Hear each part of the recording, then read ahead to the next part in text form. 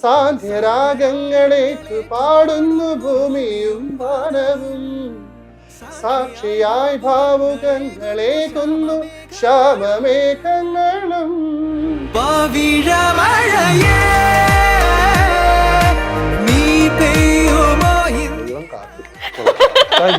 അതാണ് അടുത്തത് വിടില്ലേ.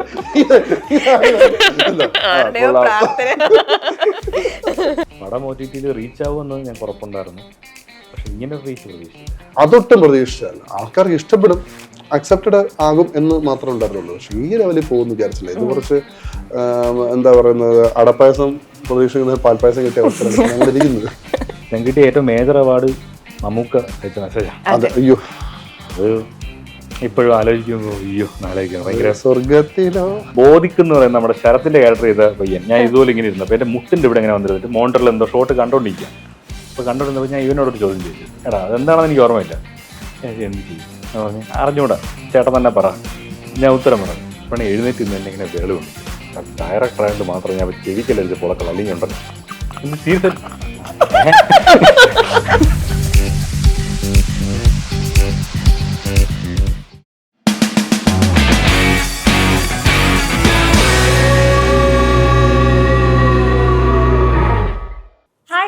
Welcome to fan villas of screen. ഒരു സിനിമ കണ്ടിട്ട് നമുക്കൊക്കെ ചെറിയ മാറ്റമൊക്കെ ഉണ്ടാവാറുണ്ട്. പക്ഷെ ഒരു സിനിമ കൊണ്ട് ഒരു സമൂഹത്തിൽ മൊത്തം മാറ്റം കൊണ്ടുവരാന്ന് പറയുന്നത് ഒരു ചെറിയ കാര്യമല്ല.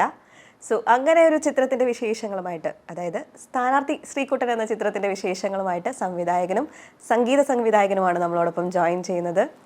Vinesh Viswanath and PS Jayahari. സ്വാഗതം രണ്ടുപേർക്കും.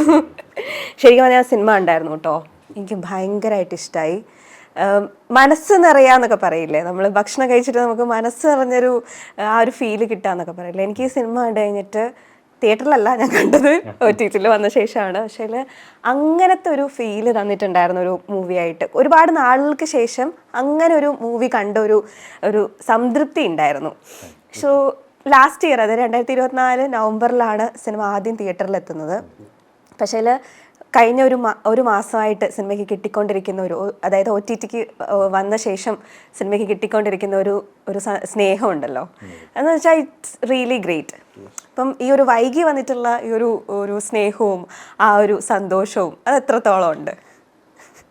അത് ഈ വൈകിയതിൻ്റെ പലിശയും കൂടെ ചേർത്ത് കിട്ടിയിട്ട് അപ്പോൾ അത് ഭയങ്കര വലിയ രീതിക്ക് വരുന്നുണ്ട്. ഇപ്പോൾ ഡെയിലി ഏതെങ്കിലുമൊക്കെ ഇന്ത്യയിലുള്ള മീൻസ് മറ്റ് സ്റ്റേറ്റുകളിലുള്ള മീഡിയാസിലാണെങ്കിലും എവിടെയെങ്കിലുമൊക്കെ ന്യൂസ് വരുന്നുണ്ട്. അതിൻ്റെയൊക്കെ ലിങ്ക്സ് ആയാലും സ്ക്രീൻഷോട്ട് ആയാലും ഒക്കെ കിട്ടുന്നുണ്ട്. സോ ഭയങ്കര ഓവർവെൽമിങ് ആണ് അത്. അങ്ങനെ ഒരു നേഷൻ വൈഡ് അറ്റൻഷനൊന്നും ഞങ്ങൾ ഒബ്വിയസ്ലി പ്രതീക്ഷിച്ചതല്ല. പടം OTT-ൽ റീച്ച് ആവുമെന്ന് ഞങ്ങൾക്ക് ഉറപ്പുണ്ടായിരുന്നു. പക്ഷെ ഇങ്ങനെ ഒരു റീച്ച് പ്രതീക്ഷിച്ചില്ല. ചേട്ടൻ എന്താ തോന്നുന്നത്? തീർച്ചയായിട്ടും എനിക്കും. കാരണം വർക്ക് ചെയ്തപ്പോൾ ഏറ്റവും അധികം ആസ്വദിച്ച്, അല്ലെങ്കിൽ നമ്മൾ ചെയ്യാൻ പോകുന്ന ഒരു ഉഗ്രൻ സിനിമയാണ് എന്നുള്ള രീതിയിൽ അങ്ങനെ തന്നെ ചെയ്തു പോയൊരു. കാരണം ഇതിൻ്റെ സ്റ്റാർട്ടിങ് തൊട്ട് തന്നെ ആണെങ്കിൽ ഇതിൻ്റെ ഒരു സ്ക്രിപ്റ്റ് ആയി തുടങ്ങി ആദ്യത്തെ പ്രൊഡ്യൂസറിനെ കാണുന്ന തൊട്ട് ഞാനും ഈ ജേണിയിലുള്ളതാണ്, അപ്പോൾ ഈ ടീമിലുള്ളതാണ്. അപ്പോൾ ഇതിൻ്റെ നമ്മളിപ്പോൾ അല്ലേ ഈ ബജറ്റ് ലാബിനെ പിച്ചതിന് മുമ്പ് നമ്മൾ പാട്ടുകൾ പലതും കമ്പോസ് ചെയ്തിട്ടുണ്ടായിരുന്നു. കൺസൂചിത്തും പറയുന്ന പാട്ടൊക്കെ അതിന് മുമ്പ് കമ്പോസ് ചെയ്തതാണ്. അപ്പോൾ അങ്ങനെ അപ്പോൾ ആ ഒരു ഈ ടീമിനോടൊപ്പം ഞാനുണ്ട്, ഇവരോടൊപ്പം ഞാനുണ്ട്. അപ്പോൾ ഞങ്ങളെല്ലാം ഒരേ നാട്ടുകാരാണ്.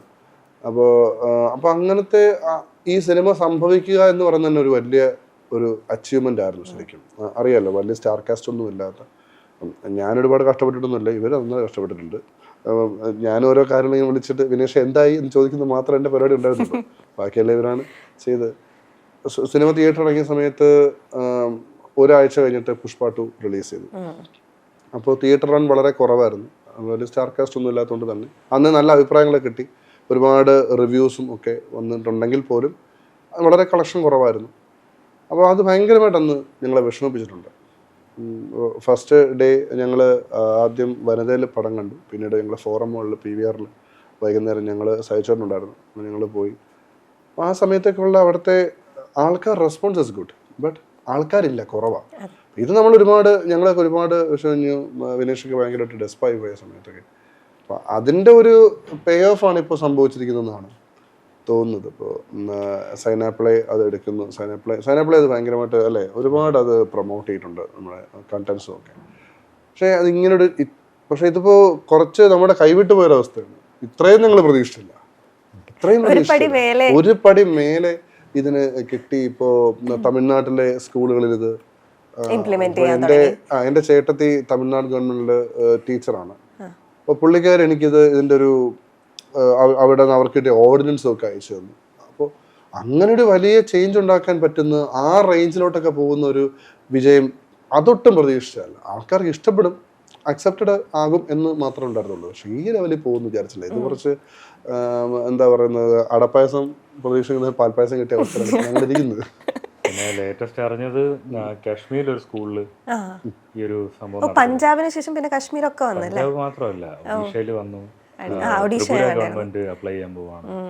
ഇനി വാഗാ ബോർഡർ കഴിയേണ്ട കാര്യം മാത്രമേ ഉള്ളൂ. അതുവരെ എത്തി, വാഗാ ബോർഡറിൽ എത്തി. പിന്നെ തെലങ്കാന, ഗുജറാത്ത് അവിടെയൊക്കെ മീൻസ് ഒറ്റപ്പെട്ട സ്കൂളുകളിലൊക്കെ ഇതായിട്ടുണ്ട്. സ്റ്റേറ്റ് വൈഡ് ഒരു ഡിസ്കഷൻ നടക്കുന്നത് ത്രിപുരയിലാണ്. ചേട്ടൻ നിങ്ങൾ രണ്ടുപേരും ഒരു നാട്ടുകാരാണ്. അപ്പൊ അന്ന് തൊട്ടേ പരിചയം, അങ്ങനെ ചെറുപ്പത്തൊട്ടേ പരിചയമുള്ള അങ്ങനെ സിനിമയിലേക്ക് വന്നതാണോ? ചെറുപ്പം തൊട്ടല്ല, ട്രിവാൻഡ്രത്താണെങ്കിലും 2 ഡിസ്റ്റൻസ്ഡ് ഏരിയയിലാണ്. അപ്പോൾ ഈ സിനിമ അതിന് വേണ്ടിയിട്ടുള്ള ആ ഒരു നടപ്പിൽ ഇങ്ങനെ ഫിൽട്ടറായി വന്നടിയല്ലോ. അതെ അതെ. അപ്പൊ അങ്ങനെ പരിചയപ്പെട്ടതാണ്. ഞങ്ങൾ അവിടെ ഒരു തിരുവനന്തപുരത്തുള്ള എല്ലാവർക്കും അറിയുന്നൊരു ഇതാണ്.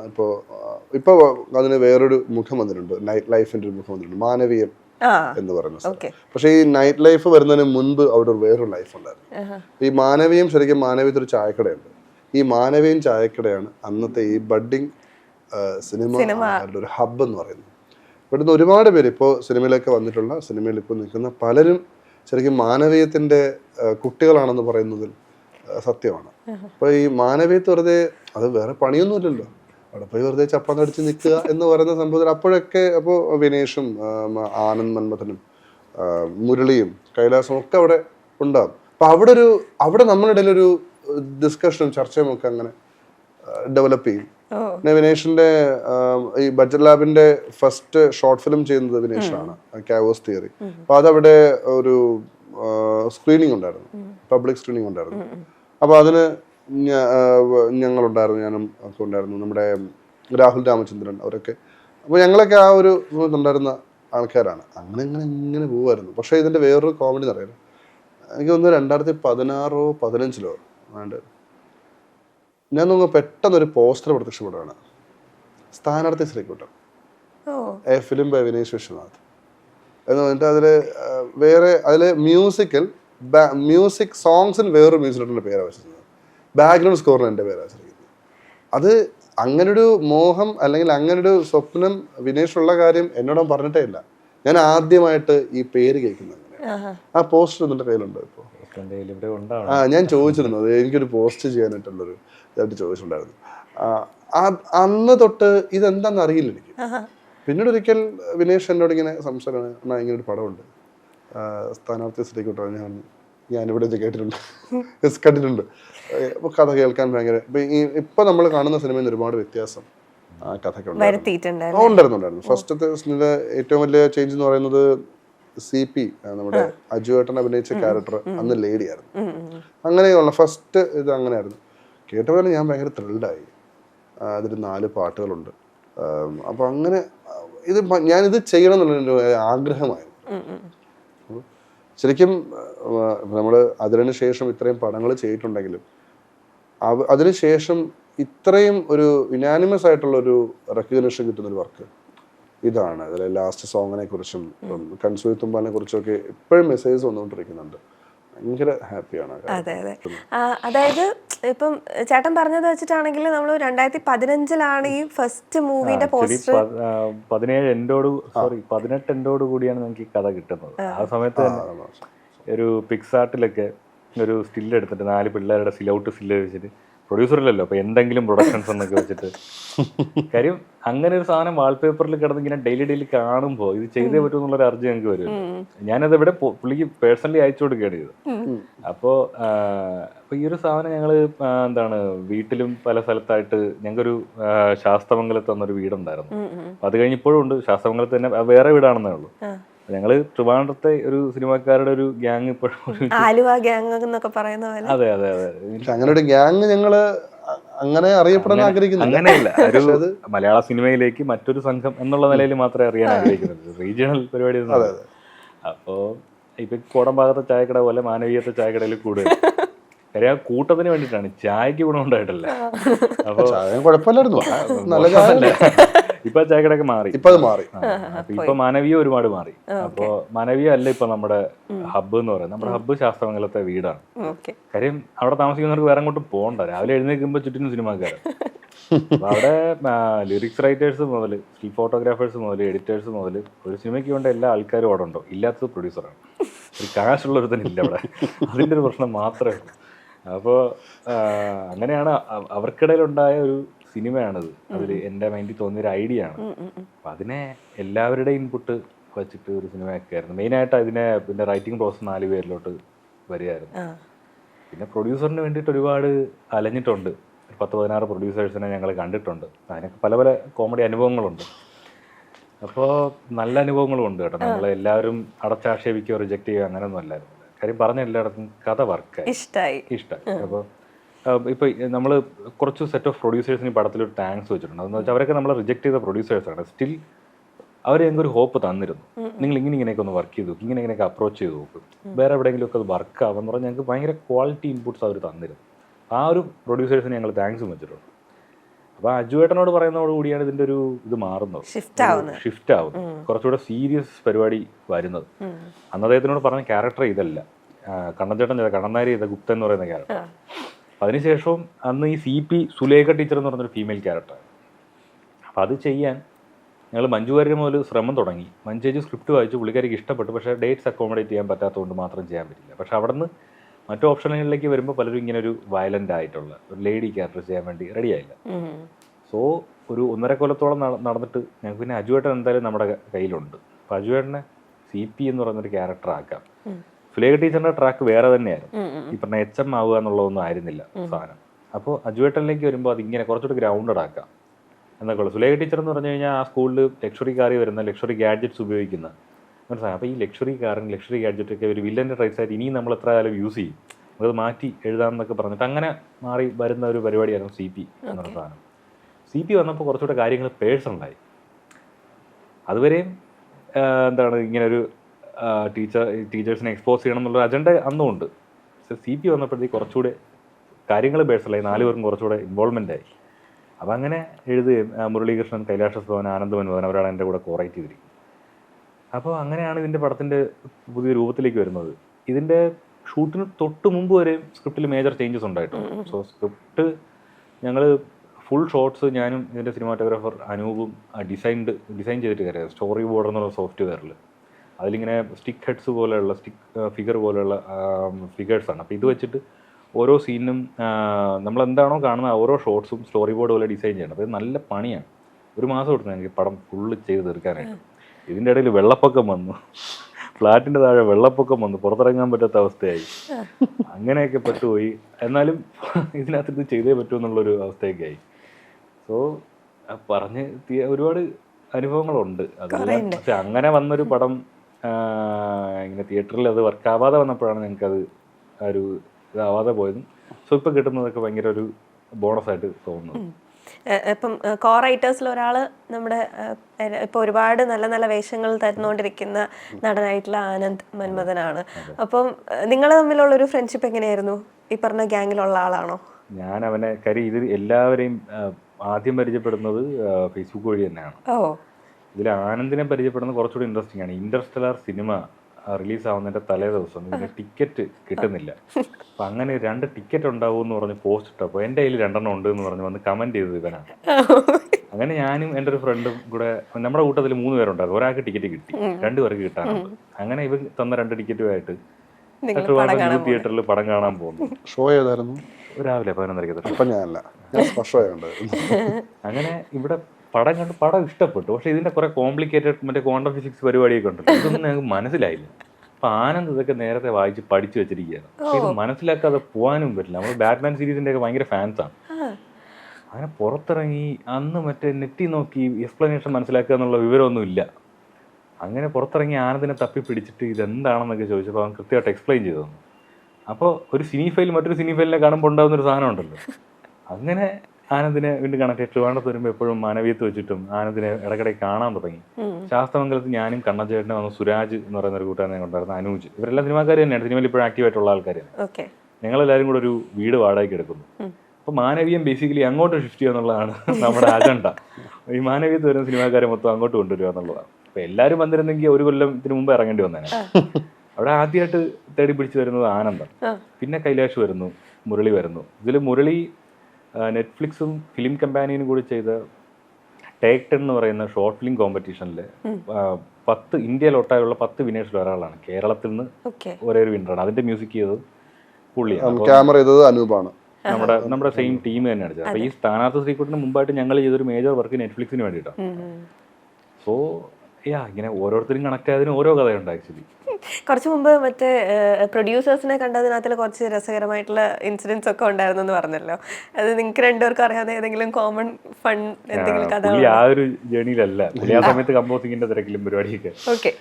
ഇതിന്റെ ഒരു സംഭവം, ഒരു ഭയങ്കര രസമുള്ള സംഭവം എന്ന് വെച്ചാൽ, ഒരു ഇങ്ങനെ ആരും കണക്ട് ആവുന്നില്ല. ഞങ്ങൾ ഏകദേശം ഡ്രെയിൻഡായി, ഇനി എന്ത് ചെയ്യണം എന്നൊക്കെ അറിയാൻ പറ്റാതിരിക്കുമ്പോൾ ഒരു പ്രൊഡ്യൂസറുണ്ട്, പുള്ളി ഒന്ന് പോയി കാണണം. പുള്ളി ഒരു ചെറിയ പടവേ ചെയ്തിട്ടുള്ളൂ, അപ്പോൾ ഇൻട്രസ്റ്റഡ് ആണ്, വലിയ സിനിഫൈലൊന്നും അല്ല, നിങ്ങളൊന്ന് പോയി കണ്ടു, ചിലപ്പോൾ കാര്യം നടക്കും എന്ന് പറഞ്ഞു. അപ്പോൾ അജുവേട്ടൻ ഓൾറെഡി ഉണ്ട്, അപ്പോൾ അജുവേട്ടൻ്റെ ഡേറ്റ് ഉണ്ട് എന്നൊക്കെ പറയാനൊരു ഇതുണ്ട്.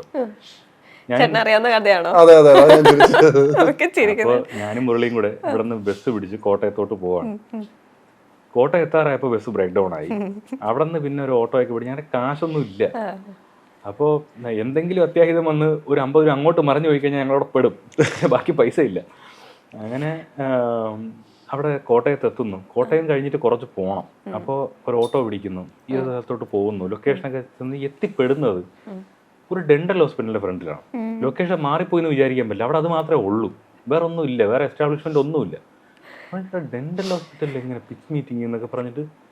ഇപ്പം മുരളി എന്ന് വെച്ച് കഴിഞ്ഞാൽ ചില കാര്യങ്ങൾ അവൻ നെഗറ്റീവ് ആവാൻ തുടങ്ങി, കട്ട നെഗറ്റീവ് ആവും. പോസിറ്റീവ് ആവാൻ തുടങ്ങി കഴിഞ്ഞാൽ പിന്നെ അവൻ മറ്റേ സത്യനന്ദിക്കാട് സാറിനെ ജിസ് ജോയിക്ക് അതിൻ്റെയൊക്കെ മേളിലുള്ള പോസിറ്റീവ്. അപ്പോൾ ഈ പുള്ളി ഞങ്ങൾ അകത്തോട്ട് കയറുന്നു, ഇവിടെ തന്നെയാണെന്ന് പറയുന്നു. അപ്പോൾ ഇതിന്റെ ഒരു നിലയിൽ ഒരു ഡെന്റൽ ഹോസ്പിറ്റൽ, അടുത്ത നിലയിൽ അടുത്തത്, ഇങ്ങനെ 3 ഡെന്റൽ ഹോസ്പിറ്റൽ ഒരുമിച്ചാണ്. ഇങ്ങനെയൊക്കെ ആദ്യമായിട്ട് കാണാം. അപ്പോൾ ഇതിൽ ഏതാണെന്ന് അറിയാൻ പറ്റും. അപ്പോൾ താഴത്തെ ഇതിനകത്ത് കയറി ഒരു സ്ഥലത്ത് ഇങ്ങനെ വെയിറ്റ് ചെയ്യാണ്. അപ്പോൾ നമ്മളിങ്ങനെ ഇരിക്കുന്ന പോലെ ഞാനും മുരളിയും വെയിറ്റ് ചെയ്യാണ്. ഇവിടെ ഒരു ടേബിൾ ഉണ്ട്, അതിന് തൊട്ടപ്പുള്ള ഒരു ബോസ് ചെയർ ഉണ്ട്. ഇവിടെ ഒരു മറ്റേ ചരിഞ്ഞ് കിടക്കുന്ന മറ്റേ പല്ല് പറിക്കുന്ന കസേര ഉണ്ടല്ലോ, അതുപോലെ 4-5 എണ്ണം ചുറ്റിനുമുണ്ട്. ഇവിടെ എല്ലാവരും ഈ പല്ലെടുക്കുമ്പോഴും പല്ല് ക്ലീൻ ചെയ്യുമ്പോഴും ഉള്ള മറ്റേ ഡ്രില്ലിംഗ് മെഷീൻ പോലത്തെ സൗണ്ടും പല്ലെടുക്കുന്നതിൻ്റെ വേദനയുടെ വിളിയും അതിൻ്റെ ബഹളങ്ങളെല്ലാം ചുറ്റുമുണ്ട്. അപ്പോൾ ഇത് ഭയങ്കര ഒരു മറ്റേ എന്താണ് ഫാക്ടറി പോലെ, ഒരു ഡെന്റൽ ഫാക്ടറി പോലെ. അപ്പോൾ ഇതിൻ്റെ നടുക്കിരുന്നിട്ട് ബഹളം കാരണം ഒരു രക്ഷയില്ല. അപ്പോൾ ഇവിടെ നിന്നാണോ നമ്മൾ കഥ പറയുന്നത്? അപ്പോൾ ഇല്ല, ഇവിടെ വെച്ച് പരിചയപ്പെട്ടിട്ട് ചിലപ്പോൾ മുകളിലെങ്ങനെ വേറെ സ്പേസ് കാണും, വേറെ എവിടെയെങ്കിലും നമ്മളെ കൊണ്ടുപോകായിരിക്കും. കാര്യം കഥ കേൾക്കണമല്ലോ ഈ ബഹളത്തിൻ്റെ ഇടയിൽ നിന്ന്. അങ്ങനെ ആരും ബിഗിനർ ലെവലിലുള്ള ആൾക്കാരും അങ്ങനെ കഥ കേട്ടിട്ടില്ല. അങ്ങനെ കുറേ ദിവസം കഴിഞ്ഞ് ഒരു പുള്ളി വരുന്നു. ഇതേ വന്നിത് തിരക്കാണ്, വന്നിരിക്കുന്നു, ഒന്ന് ഫോൺ നോക്കുന്നു, എന്നിട്ട് പറഞ്ഞു പറഞ്ഞു ഞങ്ങൾ വിചാരിച്ചൊന്ന് ഐസ് ബ്രേക്ക് ചെയ്യാൻ വേണ്ടി പേരൊക്കെ ചോദിക്കുമായിരിക്കും. ഇത് കഴിഞ്ഞ് ഇങ്ങനെ ഒരു സ്കൂൾ പരിപാടിയാണ്, തുടക്കത്തിലൊരു സോങ്, അപ്പോൾ ഇങ്ങനെ ഒരു മൊത്തത്തിൽ ഇങ്ങനെ ഇതാണ് ഈ പടത്തിൻ്റെ കോൺഫ്ലിക്റ്റ്, ഈ രീതിക്കാണ്. അപ്പോൾ പാട്ടുണ്ടോ? പാട്ടുണ്ടോ? ഡാൻസ് ഉണ്ടോ? ഡാൻസ് ഇല്ല. ഓ, ബാക്കി ത്രിൽസ് എന്തെങ്കിലും ഉണ്ടോ? ത്രിൽസ് ഫൈറ്റ് അങ്ങനെയൊന്നുമില്ല, പിള്ളേരുടെ പടമാണ്. ഓ, വേറെ വേറെ വേറെ വേറെ ഒരു ഇൻഡസ്ട്രി എന്താണ് ആക്ട്രസ് ക്യാമിയോ ഒന്നും അങ്ങനെ ഒന്നുമില്ല. ഓക്കെ, അവിടെ നിലവിളിക്കുന്നുണ്ട്, നിലവിളിയാണ്. ഇവിടെ കൊച്ചിന്റെ പല്ലെന്തോ എടുക്കുകയാണ്, അതാണെങ്കിൽ കറച്ചില് അത് വെള്ളം. ഇതിന്റെ ഇടയിൽ നഴ്സുമാരൊക്കെ വന്നിട്ട്, കാര്യം ഈ വലിയ മേശയുടെ ഡ്രോറിന്റെ അകത്താണ് ഇവരുടെ സാധനങ്ങളൊക്കെ വെച്ചിരിക്കുന്നത്. പുള്ളിക്കാരി ഒരു ഡ്രോവർ കൊണ്ട് പറഞ്ഞിട്ട് കഥയുടെ എന്തോ കാര്യം. അജു വർഗീസിന്റെ എൻട്രിയിലോട്ട് പോലും ഞാൻ എത്തിയിട്ടില്ല, 1 മണിക്കൂർ ആയി ഇത്ര ആയപ്പോ തന്നെ. പുള്ളി മുമ്പോട്ട് പോകാൻ സമ്മതിക്കുന്നില്ല. ഇവർ ഈ ഡ്രോവറിന്റെ അകത്ത് കൈയിട്ട് അതിനകത്തുള്ള കത്രികയും കരണ്ടിയും എല്ലാം കൂടി ഇട്ടിട്ട് അതിന്റെ ബഹളം. എനിക്കാണെങ്കിൽ ഇത് പറ്റുന്നില്ല. ഇവിടെ പടം ഓണായാലും വേണ്ടെന്നുള്ളതിലേക്ക് കഥ പറഞ്ഞുകൊണ്ടിരിക്കുക തന്നെ പുള്ളി ഇടയ്ക്ക് ആ മഴക്കാലം മരുന്ന് കൊടുക്കുക എന്താണ് ഇടയ്ക്ക് പുള്ളി വഴക്ക് പറയുന്നുണ്ട്, അത് ഇഞ്ചക്ട് ചെയ്തില്ലേ, ചെയ്യാത്തല്ലേ ഈ വേദനയൊക്കെ എടുക്കുന്നത്. അപ്പൊ ഞാനിങ്ങനെ കഥ പറഞ്ഞുകൊണ്ടിരിക്കുന്ന പുള്ളി എന്നെ തന്നെ ഇങ്ങനെ നോക്കിയിട്ടായിരിക്കും പെട്ടെന്ന് ഇങ്ങനെ ഷിഫ്റ്റ് ആവും. പിന്നെ അതൊക്കെ കഴിഞ്ഞ് പുള്ളി കുറച്ചിങ്ങനെ നോക്കിയൊക്കെ ഇരുന്നിട്ട് വീട്ടിലൊക്കെ കടിച്ചു പിടിച്ചിട്ട് ഞാൻ എന്ത് പറയാം, ഇതിനപ്പുറം ഞാൻ എന്ത് അങ്ങനെ എനിക്ക് ഇന്റർവെല്ലൊന്നും ചിന്തിക്കാനേ പറ്റുന്നില്ല, അങ്ങോട്ടൊന്നും എത്താൻ പറ്റുന്നില്ല. പുള്ളി എല്ലാം കഴിഞ്ഞ് അജുവിൻ്റെ ഡേറ്റ് ഉണ്ടല്ലേ എന്നിട്ട് ഇങ്ങനെ കുറച്ച് നേരം ഇങ്ങനെ ആലോചിച്ചിട്ട് ഓക്കെ നമുക്ക് ചെയ്യാം. പുള്ളി ഒന്നും കേട്ടിട്ടില്ല, 10 മിനിറ്റ് വെച്ച് കേട്ടിട്ടില്ല. എന്ത് ചെയ്യാ, അപ്പോൾ നമുക്ക് ചെയ്യാം ഓക്കെ എന്ന് പറഞ്ഞിട്ട് കൈ എടുത്തോണ്ട്. പക്ഷെ മുരളി ഇതിനടുത്ത് വേറെ രീതിക്കാണ്, കഥ പോലും കേൾക്കാതെ പുള്ളി ഓക്കെ പറഞ്ഞു. അങ്ങനെ പുറത്തോട്ടിറങ്ങി നമുക്കിങ്ങനെ ഓരോ മീറ്റിംഗ് കഴിയുമ്പോഴും അവിടെ നിന്നിട്ട് വേണ്ടെന്ന് കോളുകളൊന്നും അറിയണം, എന്താ ഓണ എന്നൊക്കെ പറഞ്ഞു. ഞാൻ പറഞ്ഞു ഇത് ഒന്നുമില്ല. അപ്പൊ മുരളി പറഞ്ഞു ആര് പറഞ്ഞു, ഇവൻ ചുമ്മാ പറയണാണ്, പുള്ളി ചെയ്യാന്ന് പറഞ്ഞു. പുള്ളി എന്ത് കേട്ടു, പുള്ളി കഥ പോലും കേട്ടില്ലെന്ന്, പുള്ളി ഓക്കെ പറഞ്ഞു എന്നൊക്കെ പറഞ്ഞിട്ട്. അത് വിനേഷ് എന്തിലാണോ നെഗറ്റീവ് ആവുന്നത് അത് അത്രയും പോസിറ്റീവ് മുരളി എടുക്കുന്നത്, കഥ പോലും കേൾക്കാതെ ഓക്കെ പറഞ്ഞില്ലടാന്ന് ഒൺലി മുരളി കണ്ടു. അതവനെ കൊണ്ട് മാത്രം പറ്റുന്ന കാര്യമാണ്. തിരിച്ചു കയറിയ ബസ് ട്രിവാൻഡ്രത്തിന് മുമ്പ് അതും ബ്രേക്ക് ഡൗൺ ആയി.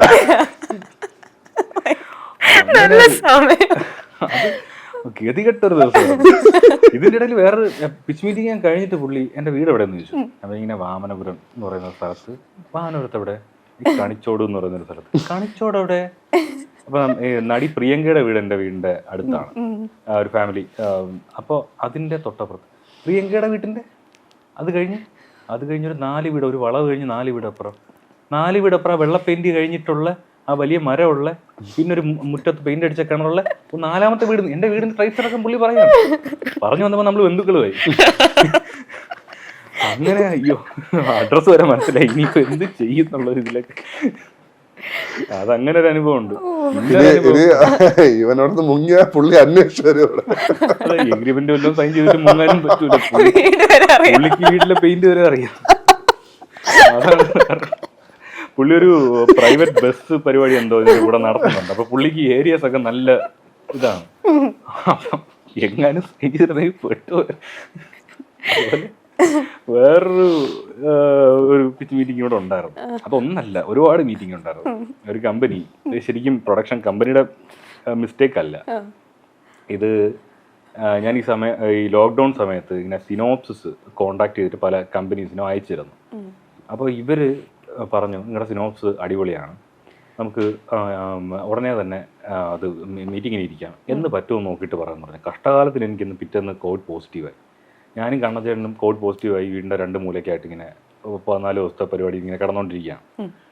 ഇത് നെഗറ്റീവായി എന്ന് അറിയുന്ന മൊമെൻറ്റ് തന്നെ ഞാൻ പറഞ്ഞു റിവേഴ്സ് ക്വാറന്റൈൻ ഒന്നും നിന്നില്ല, മീറ്റിംഗ് ചെയ്യാം, ഞാൻ റിവേഴ്സ് ക്വാറന്റൈൻ നടക്കാൻ കഴിഞ്ഞു എന്നൊക്കെ പറഞ്ഞിട്ട് ചെല്ലുന്നു. അവിടെയും കഥയൊന്നും പുള്ളി കേൾക്കുന്നില്ല. പുള്ളി സിനോപ്സ് വായിച്ചിട്ടുണ്ട് എന്ന് പറയുന്നു. ഫസ്റ്റ് ഒരു മീറ്റിംഗിൽ തന്നെ ഭയങ്കര പോസിറ്റീവ്. കാര്യം ഇവർ അത്യാവശ്യം ലെഗസി ഉള്ളൊരു കമ്പനിയാണ്. ഭയങ്കര പോസിറ്റീവായിട്ടൊക്കെ അന്നൊരു ഹിറ്റൊക്കെ കിട്ടി നിൽക്കുകയായിരുന്നു അവർക്ക്. എടാ നല്ല കഥയാണ്, നല്ല രസമുണ്ട്, ഇതിൻ്റെ ഒരു സ്ക്രിപ്റ്റ് മീറ്റിങ്ങിന് വേണ്ടിയിട്ട് നമുക്ക് ഇരിക്കാം, ബാക്കിയെല്ലാം ഓക്കെയാണ്, നിങ്ങൾ പറഞ്ഞ സംഭവം എല്ലാം ഡെക്കിൽ എല്ലാ ഡീറ്റെയിൽസും ഉണ്ട്, ആരാണ് കാസ്റ്റ്, എന്തൊക്കെയാണ് ബഡ്ജറ്റ്, എല്ലാ ഡീറ്റെയിൽസും ഉണ്ട്. ഈ പരിപാടി എല്ലാം വെച്ചിട്ട് നമുക്കിതൊന്ന് ജസ്റ്റ് ഒന്ന് വായിക്കാൻ എനിക്ക് ഒരു ദിവസം ചെയ്യുന്നത്. നിങ്ങൾ രാവിലെ ഒരു 9 മണിക്ക് വാ, 9 മണിക്ക് നമുക്ക് സ്ക്രിപ്റ്റ് വായിക്കുന്ന രീതിയിലിരിക്കാം, ഒരു ഉച്ചയാകുമ്പോഴത്തേക്ക് തീരുമല്ലോ, എന്നിട്ട് ഫുഡ് കഴിച്ചൊക്കെ പിരിയാം. അപ്പം ഇങ്ങനെയൊന്നും ഇത് നമുക്ക് എവിടെ നിന്നും കിട്ടിയിട്ടില്ല. ഞങ്ങൾ ഈ മീറ്റിങ്ങിന് എങ്ങനെയാണ് പോകുന്നത് വെച്ചാൽ സാധാരണ ട്രെയിൻ കയറിയാണ്. മീൻസ് ഞങ്ങൾ എല്ലാവരും ഉണ്ട്, 4 റൈറ്റേഴ്സ് ഉണ്ട്, കണ്ണൻ നായരുണ്ട്. അപ്പോൾ കണ്ണൻ നായരാണ് ഞങ്ങളിങ്ങനെ കൊണ്ടുപോകുന്നതിൻ്റെ എല്ലാത്തിൻ്റെ ചിലവും കാര്യങ്ങളും. ഞങ്ങളൊരു കാരണവനാണ് പുള്ളി ഇപ്പോഴും. അപ്പോൾ ഇദ്ദേഹം എന്തായാലും പടം സൈൻ ചെയ്യാൻ പോകണം, അപ്പോൾ പിന്നെ കുറയ്ക്കണ്ട, കാറിൽ തന്നെ പോവാം. കാറിൽ ചെന്നു. അതിന് മുമ്പായിട്ട് വിളിച്ചപ്പോൾ എടോ വാ നാളെ നമുക്ക് സംസാരിക്കാം എന്ന് പറഞ്ഞു. ചെന്നിരുന്ന ഉടനെ പുള്ളി പറയുന്നതാണ്, എടാ ഞാനിത് ആലോചിച്ചു, ഒരുപാട് ഡിസ്കസ് ചെയ്തു. അപ്പോൾ ഒരു സിനിമ എന്നുള്ള രീതിയിൽ ഇത് വരുമോ എന്ന് ചോദിച്ചാൽ നമുക്കിതൊരു 10 മിനിറ്റ് വെച്ച് കട്ട് ചെയ്തൊരു യൂട്യൂബ് സീരീസ് ആക്കിയാലോ? സാർ അത് നടക്കില്ല, ആദ്യത്തെ 10 മിനിറ്റിലും രണ്ടാമത്തെ 10 മിനിറ്റിലൊന്നും ഒന്നും ഇല്ല, പിന്നെ തൊട്ടാണ് അതിങ്ങനെ എപ്പിസോഡ് ബ്രേക്ക് ചെയ്യുക എന്നുള്ളതൊന്നും പോസിബിൾ അല്ല, ഇത് പ്രോപ്പർ സിനിമയാണിത്. ഓക്കെ, ഞാനിത് പറയാനാണ് വിളിപ്പിച്ചത്. അപ്പം ഇത് പിന്നെ ഫോണിൽ പറഞ്ഞാൽ പോരായിരുന്നു. ശരി, പക്ഷേ പുള്ളി നമ്മളെ നെഗറ്റീവാക്കിയല്ല അവിടെ വിടുന്നത്. അത് കഴിഞ്ഞിട്ട് എടോ ഇൻഡസ്ട്രി എന്ന് വെച്ചാൽ അങ്ങനെയാണെങ്കിലാണ് മറ്റേ ഒരുപാട് സാധനങ്ങളൊക്കെ തന്നിട്ട് നിങ്ങളൊരു കാര്യം ചെയ്യും, നിങ്ങൾ ഒന്നുകൂടിയൊക്കെ ഒന്ന് വർക്ക് ചെയ്തിട്ട് വാ, അങ്ങനെയുള്ള കാര്യങ്ങളൊക്കെ പറഞ്ഞിട്ട് വീണ്ടും വിടും. വീണ്ടും ഞങ്ങൾ ഈ വർക്ക് ചെയ്തിട്ട് വീണ്ടും വരും. പിന്നെ തൊട്ട് കാറെടുപ്പൊന്നുമില്ല, ശതാബ്ദിയായി. അങ്ങനെ വീണ്ടും വരും. പുള്ളി എന്നുവെച്ചാൽ ഇത് ചെയ്യാൻ പറ്റില്ല എന്ന് പറഞ്ഞ് വിട്ട് കഴിഞ്ഞാൽ ഞങ്ങൾ വേറെ വഴിക്കും. ഇതങ്ങനെ വിടില്ല. നിങ്ങൾ വെബ് സീരീസിനുള്ള എന്തെങ്കിലും കൊണ്ടുപോകാം, നമുക്ക് ഇമ്മീഡിയറ്റ്ലി ഒരു വെബ് സീരീസ് ചെയ്യാം എന്നൊക്കെ പറഞ്ഞാൽ അതിനുള്ള സ്ക്രിപ്റ്റ്, അതിന് വേണ്ടിയിട്ട് സ്ക്രിപ്റ്റ് എഴുതുന്നു. ഞാനും മുരളി എഴുതുന്നു, അതൊന്ന് പിച്ച് ചെയ്യുന്നു, അതാവുന്നില്ല. ഈ സെയിം കഥ തന്നെ വെബ് സീരീസ്, ഈ സെയിം കഥയല്ല, മറ്റൊരു കഥ, നമുക്ക് വേറൊരു വെബ് സീരീസ് ചെയ്യാം എന്നൊക്കെ പറഞ്ഞിട്ട് അതിന് വേണ്ടിയിട്ട് വേറൊരു കഥ ഫൈൻഡ് ചെയ്യുന്നു, അത് എഴുതുന്നു. അങ്ങനെ ഞാൻ മാത്രമല്ല മുരളിയും ഇതാക്കുന്നു, അത് പോയി പറയുന്നു. അങ്ങനെ കുറെ കഴിഞ്ഞിട്ട് ഇത് മീറ്റിങ്ങിന് മേലെ മീറ്റിങ്ങിലെന്നല്ലാതെ പ്രത്യേകിച്ച് ഹോപ്പ്ഫുൾ ആയിട്ട് ഒന്നും സംഭവിക്കുന്നില്ല. അപ്പൊ ഞങ്ങൾക്കൊരു ഇത് കിട്ടി. അതായത് യഥാർത്ഥ പ്രൊഡ്യൂസേഴ്സ് ഇദ്ദേഹം അല്ല, വേറെ ആൾക്കാരാണ്. പുള്ളി അവർ ഏൽപ്പിച്ചിരിക്കുന്ന ഒരാൾ മാത്രം. പുള്ളി ഇങ്ങനെ കഥയ്ക്ക് മേലെ കഥ കേൾക്കുന്നുണ്ട് എന്നല്ലാതെ പ്രത്യേകിച്ച് പുള്ളിക്കൊരു ഇതൊന്നും ഇല്ല. അപ്പോൾ ഈ ശരിക്കും പ്രൊഡ്യൂസേഴ്സിനോടാണ് പറഞ്ഞിരുന്നതെങ്കിൽ ഇതിനോടകം നിങ്ങൾക്കൊരു SO കിട്ടിയാൻ, ഫസ്റ്റ് മീറ്റിങ്ങിൽ തന്നെ കിട്ടിയാൻ.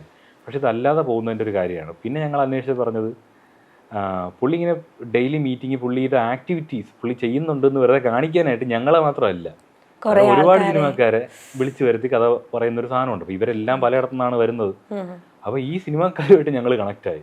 അപ്പോൾ അവരുടെ സെയിം അനുഭവം പറഞ്ഞപ്പോൾ നമ്മുടെ ഇതുപോലെ തന്നെ സിമിലറാണ്. ഇതുപോലെ തന്നെ മെയിൽ അയച്ചപ്പോൾ മുതൽ എക്സലൻ്റ് എന്ന് പറഞ്ഞപ്പോൾ ഞാൻ വിചാരിച്ചത് എൻ്റെ മാത്രം ഇഷ്ടപ്പെട്ടിട്ട് വിളിക്കുന്നതാണ്. അപ്പോൾ അങ്ങനെയല്ല, ഒരുപാട് പേര് വിളിക്കുന്നുണ്ട്, കഥ കേൾക്കുന്നുണ്ട്, ആർക്കും ഒരു അഡ്വാൻസിങ് പോലും നടക്കുന്നില്ല. അങ്ങനെ ഏറ്റവും അവസാനത്തെ മീറ്റിംഗ് ഇതോടുകൂടി വെച്ച് കെട്ടാണ് ഞങ്ങൾ തീരുമാനം. അന്ന് പുള്ളി ഞങ്ങളോട് പറയുന്നത്, വിനേഷേ, ഞാൻ ഈ അടുത്ത് വായിച്ചതിൽ ഏറ്റവും മികച്ച സ്ക്രിപ്റ്റ് തൻ്റെതാണ്. ഒന്നാലോചിക്കണം, സിനോപ്സ് മാത്രമേ ഞാൻ അയച്ചിട്ടുള്ളൂ, സ്ക്രിപ്റ്റിൻ്റെ PDF ബൗണ്ടഡ് കോപ്പി അവിടെ സബ്മിറ്റ് ചെയ്തില്ല. പിന്നെ ഇദ്ദേഹം എങ്ങനെ വായിച്ചു എന്നുള്ളത് എനിക്കറിയില്ല. എന്നിട്ട് പറഞ്ഞു, പക്ഷേ ഇതിൽ മിസ്സിങ് ആയിട്ടുള്ള കാര്യം എന്ന് വെച്ച് കഴിഞ്ഞാൽ ഈ കുട്ടികൾ അനുഭവിക്കുന്ന മാനസിക എന്തെങ്കിലും കണ്ടീഷനെ പറ്റിയിട്ട് നിങ്ങളൊന്ന് സ്റ്റഡി ചെയ്യും, അത് ഒന്ന് ആഡ് ചെയ്യാൻ. കാര്യം പുള്ളിക്ക് കഥ അറിയില്ല, പുള്ളി ജസ്റ്റ് ലോഗിലേ വായിച്ചിട്ടേ ഉള്ളൂ. ഇതുപോലെ അറിയാത്തൊരു പുള്ളി ഇങ്ങനെ പറഞ്ഞപ്പോൾ അപ്പോൾ ഇതൊരു ചായക്കട വെച്ചിട്ടാണ് ഡെയിലി ജസ്റ്റ് ചായ വാങ്ങിച്ചിട്ട് പിരിയാറുണ്ട്, നമ്മൾ കടിയൊന്നും എടുക്കാറില്ല. ഇതും കൂടി പറഞ്ഞത് ശരി, കുറേ കടിയും എടുത്തു, ഒരു 10-400 രൂപയുടെ ബില്ലുണ്ടാക്കി വെച്ചിട്ട് നന്ദി പറഞ്ഞു, അത്രയെങ്കിലും ചെയ്യണ്ടെന്നുള്ളത്. എണ്ണ പലഹാരം മേടിച്ചിട്ട് പ്രതികാരം കിട്ടുന്നു. സ്റ്റിൽ അത് പ്രൊഡക്ഷന്റെ മിസ്റ്റേക്ക് അല്ല. അവസാനം പ്രൊഡക്ഷൻ ടീം അറിഞ്ഞോ ഇങ്ങനെ ഈ ഒരു കാര്യം? അറിഞ്ഞു. അയ്യോ, അത് ഭയങ്കര ഒരു സ്റ്റോറി, സംഭവങ്ങളുടെ ഒരു കലവറയാണ് ഈ കുറെ കഴിഞ്ഞിട്ട് നമുക്ക് ഇത് സംഭവിച്ച സിനിമ എടുക്കണമെന്നുണ്ട്, എങ്ങനെ സംഭവിച്ചു എന്നുള്ളത്. ഇതുപോലത്തെ കുറച്ച് സ്റ്റോറീസ് ഒക്കെ മാത്രം മാറ്റി വെച്ചിട്ട് നമുക്കൊരു സിനിമ ചെയ്യാലോ. അനുഭവങ്ങളിലൂടെയാണല്ലോ സിനിമ ഉണ്ടാവുന്നത്. ഓക്കെ, ശരിക്കും പറഞ്ഞാലേ ഞാനൊന്നും ഈ മറ്റേ ഒരു ബാക്ക് ബെഞ്ചറാണ്. അതായത് ഒരു തവണ പോലും ഫ്രണ്ട് ബെഞ്ചിൽ ഇരിക്കാത്തൊരു ടൈപ്പ് ആളാണേ. അപ്പൊ നമ്മൾ ക്ലാസ്സിൽ പോകണം എന്ന് ചിന്തിക്കുമ്പോൾ അല്ലെ ക്ലാസ്സിലൂടെ ചെന്ന് കയറുമ്പോൾ തന്നെ, അതിപ്പോൾ ഒരു ആർട്സ് ഡേ ആണെങ്കിൽ പോലും നമ്മൾ ബാക്ക് ബെഞ്ചിൽ ഏറ്റവും ലാസ്റ്റ് സീറ്റ്, അവിടെ അതെന്റെ സ്ഥാനം, അങ്ങനെ ഒരു വിചാരിച്ച് സ്കൂളിൽ പോകുന്ന ഒരാളാണ്. അപ്പം അതെന്ന് പറഞ്ഞ ഒരു വികാരമാണെന്ന് വേണമെങ്കിൽ പറയാം. ഞാനൊക്കെ ആണെങ്കിൽ മറ്റേ എല്ലാവരും ചെയ്തിട്ടുണ്ടാവും, മറ്റേ ഇന്റർവെല്ലിന് പപ്സൊക്കെ വാങ്ങിയിട്ട് ഏറ്റവും ബാക്കിൽ പോയിരുന്നിട്ട് കഴിക്കുക, ഇങ്ങനെ അടി കയറിയിട്ട് കഴിക്കുക, അങ്ങനത്തെ എല്ലാ പരിപാടിയും ചെയ്യുന്ന ഒരു സീറ്റാണല്ലോ. അപ്പം ശരിക്കും അങ്ങനെ ഒരു ഇമോഷനെ ആണല്ലോ നമ്മൾ ഇവിടെ ബ്രേക്കും കൂടെ ഒരു സൈഡിൽ കൂടെ ചെയ്യാൻ നോക്കുന്നത്. അപ്പം അത് എപ്പോഴെങ്കിലും എന്താ പറയാ അങ്ങനെ ചിന്തിച്ചിരുന്നോ? ലൈക്ക് ഓക്കെ, അതൊരു വികാരമായിട്ടൊരു ഒരുപാട് ആളുകളുടെ മനസ്സിലുള്ളൊരു കാര്യമാണ്, പക്ഷെ നമ്മൾ അതിനെ എങ്ങനെ ബ്രേക്ക് ചെയ്യും എന്നുള്ളൊരു രീതിയിൽ. ആക്ച്വലി സൊസൈറ്റിയിൽ അങ്ങനെ ഒരു ഇമ്പാക്റ്റ് വരുമെന്നൊന്നും ഞങ്ങൾ പ്രതീക്ഷിച്ചതല്ല. സിനിമയുടെ കോണ്ടെക്സ്റ്റിൽ ഇതൊരു 13 വയസ്സുകാരൻ അവൻ്റെ ക്ലാസ്സിൽ വരണം എന്ന് ആഗ്രഹിക്കുന്ന ഒരു ചേഞ്ച് മാത്രമാണ്. അവനതൊരു വലിയ തോട്ടൊന്നും ഇടുന്നില്ല. എല്ലാവരും ഒരുപോലെ ആയിരിക്കണം എന്നൊരു ശാസ്ത്രമേള ഐഡിയ മാത്രമേ അവനുള്ളൂ. അത് ശാസ്ത്രമേള റിജക്റ്റ് ചെയ്യുമ്പോഴേ ചിലപ്പോൾ അവൻ്റെ മനസ്സിൽ പോയിട്ടും ഉണ്ടാവും, അല്ലെങ്കിൽ ചിലപ്പോൾ എപ്പോഴെങ്കിലും അവൻ ചിന്തിച്ചിട്ടുണ്ടാവും ഇതൊന്ന് വന്നിരുന്നെങ്കിലും എന്നൊക്കെ. പക്ഷെ അന്നേ നോട്ട് ചെയ്ത് വെച്ച് അവൻ ശത്രുവായിട്ട് കണക്കാക്കി അമ്പാടി ഇത് അപ്ലൈ ചെയ്യുന്നിടത്താണ് പടത്തിൻ്റെ ക്ലൈമാക്സ് വരുന്നത്. സോ ഇത് സമൂഹത്തിനെ ഇൻസ്പയർ ചെയ്യുന്നത് നമുക്ക് ആദ്യം അടിച്ചത് ഞങ്ങൾ ഈ സിനിമ KV ഗണേഷ് കുമാർ സാറിനെ കാണിച്ചത്. അപ്പോൾ പുള്ളി ഒരു ഗുരുതുല്യനായ വ്യക്തിയാണ്, പുള്ളിയെ കാണിക്കുക എന്നുള്ളൊരു പർപ്പസിൽ മാത്രം ഞങ്ങൾ കാണിച്ചതാണ്. പുള്ളി കണ്ടു, നല്ല അഭിപ്രായം പറഞ്ഞു, അവിടെ നിന്ന് പിരിഞ്ഞു. തിയേറ്റർ റിലീസിന് ശേഷം, തിയേറ്റർ റിലീസിന് മുമ്പ്, ആക്ച്വലി തിയേറ്റർ റിലീസിന് 1 വർഷം മുമ്പ് പുള്ളി ഈ ക്ലൈമാക്സിന്റെ ബെഞ്ചിങ് ഓർമ്മിച്ച് വെച്ചിട്ട് പുള്ളിയുടെ RVVHSS വാളകം സ്കൂളിൽ നടപ്പിലാക്കി എന്നുള്ളത് വേറൊരാൾ വഴി ഞങ്ങൾ അറിഞ്ഞ. പുള്ളി അത് ജസ്റ്റ് മീൻസ് ഒരു ഞങ്ങളെ അറിയിച്ച് ചെയ്യുക എന്നുള്ളൊരു പരിപാടിയിലൊന്നും ചെയ്തതല്ല. അദ്ദേഹത്തിന് അതിലൊരു വിഷൻ തോന്നി, അത് അഡാപ്റ്റ് ചെയ്തതാണ്. സോ ഇതിൻ്റെ ഐഡിയാസ് ഞങ്ങൾ DPP സിസ്റ്റം പണ്ടുണ്ടായിരുന്ന സമയത്ത് 3ാം ക്ലാസ്സിലൊക്കെ ഞങ്ങളിങ്ങനെ പഠിച്ചിട്ടുണ്ട്. ഈ സ്ക്രിപ്റ്റിൻ്റെ റിസർച്ച് എടുക്കുന്ന സമയത്ത് ചില സ്കൂളുകളിലൊക്കെ ഇതുണ്ടായിരുന്നു. അപ്പോൾ ഐഡിയയും ഞങ്ങൾ ഞങ്ങളുടെ ചൈൽഡ്ഹുഡിൽ നിന്ന് അഡാപ്റ്റ് ചെയ്തതാണ്. സോ ഇതിനെ റീഇൻട്രൊഡ്യൂസ് ചെയ്യാന്നുള്ള സാധനമാണ് ഞങ്ങൾ ചെയ്തിട്ടുള്ളത്. അതിൻ്റെ പ്രാക്ടിക്കൽ ആപ്ലിക്കബിലിറ്റി തെളിയിച്ചത് അദ്ദേഹമാണ്. ഈ ന്യൂസ് ഞങ്ങൾക്ക് തിയേറ്റർ റിലീസ് സമയത്ത് പുറത്തു വിടാൻ പറ്റില്ലായിരുന്നു, കാര്യം പടത്തിൻ്റെ ക്ലൈമാക്സ് ആണ്. സോ അത് അപ്പോഴും തിയേറ്ററിൽ ഒരുപാട് പേര് കണ്ടിട്ടില്ല. സോ ആ സാധനം റൂയിൻ ചെയ്ത് കഴിഞ്ഞാൽ നമ്മുടെ പടം പിന്നീട് OTT പോലും ഒരു ഭാവിയില്ലാതെ. OTT വന്നു, നല്ല വ്യൂസ് വന്ന് തുടങ്ങിയപ്പോൾ ഈ സാധനം ബ്രേക്ക് ചെയ്തു. അതിനുശേഷം ഓരോ സ്കൂളുകളായിട്ട് വരാൻ തുടങ്ങി. ഓരോരുത്തരും ഇൻസ്റ്റാഗ്രാമിൽ ഞങ്ങളെ കൊളാബ് ചെയ്തൊക്കെ പോസ്റ്റ് ഇടാൻ തുടങ്ങി, ടാഗ് ചെയ്യാൻ തുടങ്ങി, വാട്സാപ്പിലൊക്കെ മെസ്സേജ് വന്ന് അടിയാൻ തുടങ്ങി. ഇതിൻ്റെ ഇടയിൽ പഞ്ചാബിലൊരു സ്കൂൾ അപ്ലൈ ചെയ്തു. അങ്ങനെ ഇരുന്നപ്പോൾ അറിയുന്നത് ഹൈദരാബാദിലും തമിഴ്നാട്ടിലൊക്കെ ഇത് ഒഫീഷ്യലി പ്രാബല്യത്തിൽ വരാൻ പോവാണെന്ന് പറഞ്ഞു. പിന്നെ ത്രിപുരയായി, ഗുജറാത്തായി, കാശ്മീരായി, ബഹളമായി. അപ്പോൾ ആക്ച്വലി ഇതിൻ്റെ വിമർശനങ്ങളും വരുന്നുണ്ട്. പക്ഷേ വിമർശനങ്ങളും ഹെൽത്തിയാണ് എന്നാണ് ഞങ്ങൾ മനസ്സിലാക്കിയത്. കാര്യം ഈ എല്ലാവരും ഈ ഷേപ്പിൽ പെട്ട് കിടക്കുക. ഈ ഷേപ്പ് പക്ഷേ ഷേപ്പല്ല, ഷേപ്പിനപ്പുറം സിനിമ പറയുന്ന ജസ്റ്റ് ബിക്കോസ് ഇങ്ങനെ ഒരു ഷേപ്പ് വന്നു എന്ന് പറഞ്ഞാൽ CP-മാർ ചേഞ്ച് ആവുമെന്ന് തോന്നുന്നുണ്ടോ? ഒരിക്കലും ഇല്ല. അവർ ചേഞ്ച് ആവണമെന്നുണ്ടെങ്കിൽ സമൂഹം അതിനനുസരിച്ച് ആക്ട് ചെയ്താലേ പറ്റുള്ളൂ. സോ ഈ ഒരു ഫോർമേഷൻ, അതിൻ്റെ പ്രാക്ടിക്കൽ ആപ്ലിക്കബിലിറ്റി, അതിൻ്റെ സ്കൂളുകാർ ഞങ്ങൾക്ക് അതിൻ്റെ ഒരു ടെസ്റ്റ് ആൻഡ് റിസൾട്ടൊക്കെ തന്നിട്ടുണ്ട്, എങ്ങനെ ഇതായിട്ട് നടപ്പിലാക്കാം. പക്ഷേ ഈ റോ സിസ്റ്റം അതിൻ്റെ ഒരു ഇതിന് വേണ്ടിയിട്ട് വർഷങ്ങളായിട്ട് അങ്ങനെ ചെയ്തുകൊണ്ടിരിക്കുന്ന സ്കൂളുകളെല്ലാം ക്ലാസ് റൂമുകൾ, അതിനനുസരിച്ച് ചെറിയ ക്ലാസ് റൂമുകളുള്ള സ്കൂളുകളുണ്ട്. അവർക്ക് ഈ ഐഡിയ പ്രാബല്യത്തിൽ വരുത്താൻ പറ്റില്ല. പക്ഷേ ഒരു റൈറ്റ് ഓൾട്ടർനേറ്റീവ് ഉണ്ടാവാം. ഇപ്പോൾ തമിഴ്നാട്ടിൽ തന്നെ ഈ ഒരു ഐഡിയ വന്നപ്പോൾ, സർക്കുലർ വന്നപ്പോൾ ഓപ്പോസിഷൻ അതിനെ എതിർത്തത് ഈ ഒരു ഫോർമേഷൻ, അത് എല്ലാ ക്ലാസ് റൂമിൻ്റെ കൺസ്ട്രെയിൻസ് ഉണ്ട്. സ്റ്റിൽ അവരെല്ലാവരും എഗ്രി ചെയ്യുന്നത് ഈ rows benching system, back bench front bench system പ്രശ്നമാണെന്നുള്ള കാര്യത്തിൽ എല്ലാവരും ഒരേ പേജിലാണ്. അത് തന്നെയാണ് സിനിമ കമ്മ്യൂണിക്കേറ്റ്. നിങ്ങൾക്ക് അങ്ങനെ എന്തെങ്കിലും ഈ പറഞ്ഞ കഥകളുടെ കൂട്ടത്തില്?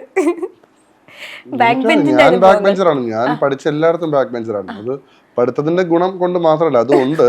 പക്ഷെ പൊക്കം ഉണ്ടായിരുന്നു, ഹൈറ്റ് കാരണം എപ്പോഴും ബാക്ക് ബെഞ്ചിലോട്ട് പോകും. ഈ ബാക്ക് ബെഞ്ച് നേരത്തെ പറഞ്ഞോട് തന്നെ ഉള്ള ഒരുപാട് ഗുണങ്ങളുണ്ട്. നമുക്ക് വല്ലതും വെച്ചിരുന്ന് കഴിക്കാം, പിന്നെ അവിടുത്തെ കൂടെ പഠിക്കുന്ന പെൺകുട്ടികൾക്ക് എഴുതുന്ന ലവ് ലെറ്റേഴ്സ് ഒക്കെ വായിക്കാം, തെറ്റുകുറ്റങ്ങൾ പറഞ്ഞു കൊടുക്കാം. പിന്നെ എത്ര എത്ര പിള്ളേർക്ക് ലെറ്റർ അതൊക്കെ ഉണ്ട്. പക്ഷെ അതൊക്കെ ഫ്രണ്ട് ബെഞ്ചിൽ നിന്ന് നമുക്ക് പഠിപ്പിച്ചു പറ്റത്തില്ലല്ലോ, നമുക്കല്ലേ പറ്റുള്ളൂ. പക്ഷെ ഇവിടുത്തെ നെഗറ്റീവ് എന്ന് പറയുന്നത്, അവിടെ എന്ത് പ്രശ്നം ഉണ്ടായാലും ആദ്യത്തെ അടി ഞങ്ങളുടെ പേർത്താണ്. സത്യം, അങ്ങനെ ഒരു പ്രശ്നമുണ്ട്. അതാണ് ആ ബഹളം, അത് അവന്മാരാണ് ആദ്യം ഉണ്ടാക്കുന്നത് എന്ന് പറഞ്ഞാൽ. അല്ല, ബഹളം വയ്ക്കുന്നുണ്ട്, ഇല്ലെന്നല്ല പറയുന്നത്, പക്ഷെ എപ്പോഴും ബഹളം വെച്ച് ഞങ്ങളല്ല എന്ന് പറയുന്നത്. അത് ചിലപ്പോഴൊക്കെ മറ്റേ എന്തെങ്കിലും ക്യൂസ് പ്രോഗ്രാംസ് ആണ്, അവന്മാരൊന്നും വിട്ടിട്ട് കാര്യമില്ല. ശരിയാണ്, കാര്യമില്ല, ഇത് ഇവരുടെ ഇടയ്ക്ക് പറയേണ്ട കാര്യമൊന്നുമില്ലല്ലോ. അങ്ങനെ ഈ ഞാനത് എനിക്കിത് അനുഭവിച്ചിട്ടുണ്ട്. ഞാൻ ഈ സ്ക്രിപ്റ്റ് വായിച്ചു, എനിക്ക് ഭയങ്കര റിലേറ്റ് ചെയ്യാൻ പറ്റുന്ന ഒരു കാര്യമായിരുന്നു. കാരണം സ്റ്റാമ്പ് ചെയ്യപ്പെടുക ഉഴപ്പനാണ് എന്തെങ്കിലും സ്റ്റാമ്പ് ചെയ്യപ്പെടുക. കാരണം ഒരു പുതിയ ടീച്ചർ ക്ലാസ്സിലോട്ട് വന്നാലും അവർക്ക് കിട്ടുന്ന ഇമേജ് ഇതാണ്, കുറെ ഇരിക്കുന്നവന്മാരൊക്കെ അപ്പോൾ ഉഴപ്പന്മാരാണ് എന്ന് പറയുന്നു. അപ്പോൾ ഇത് പിന്നെ നമ്മുടെ ഈ പാരന്റ് ടീച്ചേഴ്സ് മീറ്റിങ്ങിലൊക്കെ വീട്ടുകാരോടും പറയുക, വീട്ടുകാർക്ക് അതൊരു ഭയങ്കര ഈഗോ ആയി മാറുക, നമ്മളൊന്നും പഠിക്കുന്നില്ല എന്നൊക്കെ പറയുന്ന സാധനത്തോട്ട് ഇങ്ങനെ ആ ഒരു രീതി ഉണ്ട്. അത് ഈ ബാക്ക് ബെഞ്ച് എന്ന് പറയുന്നത് ബാക്ക് ബെഞ്ചേഴ്സിന് ഇതൊരു ബുദ്ധിമുട്ടല്ല ശരിക്കും പറയുകയാണെങ്കിൽ. പക്ഷേ ബാക്ക് ബെഞ്ചേഴ്സിന് ഇങ്ങനെ മുദ്ര കുത്തപ്പെടുന്നത് ശരിയല്ല എന്നെനിക്ക് അഭിപ്രായമുണ്ട്. മാത്രമല്ല ഈ ബാക്ക് ബെഞ്ചേഴ്സിന് ഇതുപോലെ എല്ലാ പ്രശ്നങ്ങൾക്കും അവസാനം ഒരു ഉത്തരം പറയേണ്ടി വരുന്നത് അവരാണെന്നുള്ള മാത്രമല്ല, യൂത്ത് ഫെസ്റ്റിവൽ അങ്ങനെ എന്തെങ്കിലും സാധനം വന്നു കഴിഞ്ഞാൽ ബെഞ്ച് പിടിക്കുക, കർട്ടൻ പൊക്കുക, ഇങ്ങനെയുള്ള പണി എടുപ്പിക്കാൻ ബാക്ക് ബെഞ്ചേഴ്സ് തന്നെ ആദ്യം വിളിക്കുന്നത് അവരെ. ആ സമയത്തൊക്കെ PT സാറിന്റെ പെറ്റായിരിക്കും, ഭയങ്കര സ്നേഹമായിരിക്കും. അപ്പൊ നമുക്ക് അങ്ങനെ ഒരു ബെഞ്ചൊക്കെ ഇങ്ങനെ ചുമന്നുകൊണ്ട് പോവുക, പെൺപിള്ളേരെ കാണിക്കുക, ഇതിന്റെ പേരിൽ ഇതൊക്കെ ചെയ്യുകയും ചെയ്യും. ഇത് നമ്മളെ യൂസ് ചെയ്യാണെന്നുള്ളത് അറിയത്തില്ല. അതെ അതെ. പിന്നീട് വരുമ്പോഴാണ് ഉള്ള എല്ലാ കുറ്റത്തിനും ഉത്തരം പറയുകയും വേണം, പണിയെല്ലാം എടുക്കുകയും വേണം. പക്ഷെ വേറൊരു കാരണമുണ്ടോ, ഈ കൂടെ പഠിക്കുന്ന പെൺകുട്ടികളോട് കൂടുതൽ ആക്സസ് ഉള്ളത് ബാക്ക് ബെഞ്ചേഴ്സ്. അതത്ര അതൊക്കെ ഭയങ്കരമായിട്ട് ആസ്വദിച്ചിട്ടുള്ള കാര്യമാണ്. അതൊക്കെ എന്തായാലും ചേട്ടന് അതുപോലത്തെ ഒരുപാട് കഥകൾ ഉണ്ടാവുമെന്ന് അറിയാം. എന്തെങ്കിലും ഒരെണ്ണം പറയാൻ പറ്റും? ഇതൊക്കെ ഭാര്യയെ കാണുന്നതാണ്, വെറുതെ കുടുംബാലം ഉണ്ടാക്കണ്ട. എത്രേ ഉള്ളൂ അതിന്റെ ഒരു സംഭവം എത്രേ ഉള്ളൂ. അതായത് ബാക്ക് ബെഞ്ചേഴ്സിന് മേ ബി പഠിത്തത്തിലായിരിക്കും, മേ ബി എല്ലാവരും അങ്ങനെ മുദ്ര കുത്തുന്നത് ശരിയല്ല. പഠിത്തത്തിൽ മാത്രമായിരിക്കും അവരൊന്ന് വീക്കായിട്ട് നിൽക്കുന്നത്. ബാക്കി എല്ലാ ഒരു കാര്യത്തിലും അവർ അണ്ടർഡോഗ്സ് അല്ല, പഠിത്തത്തിൽ മാത്രമായിരിക്കും.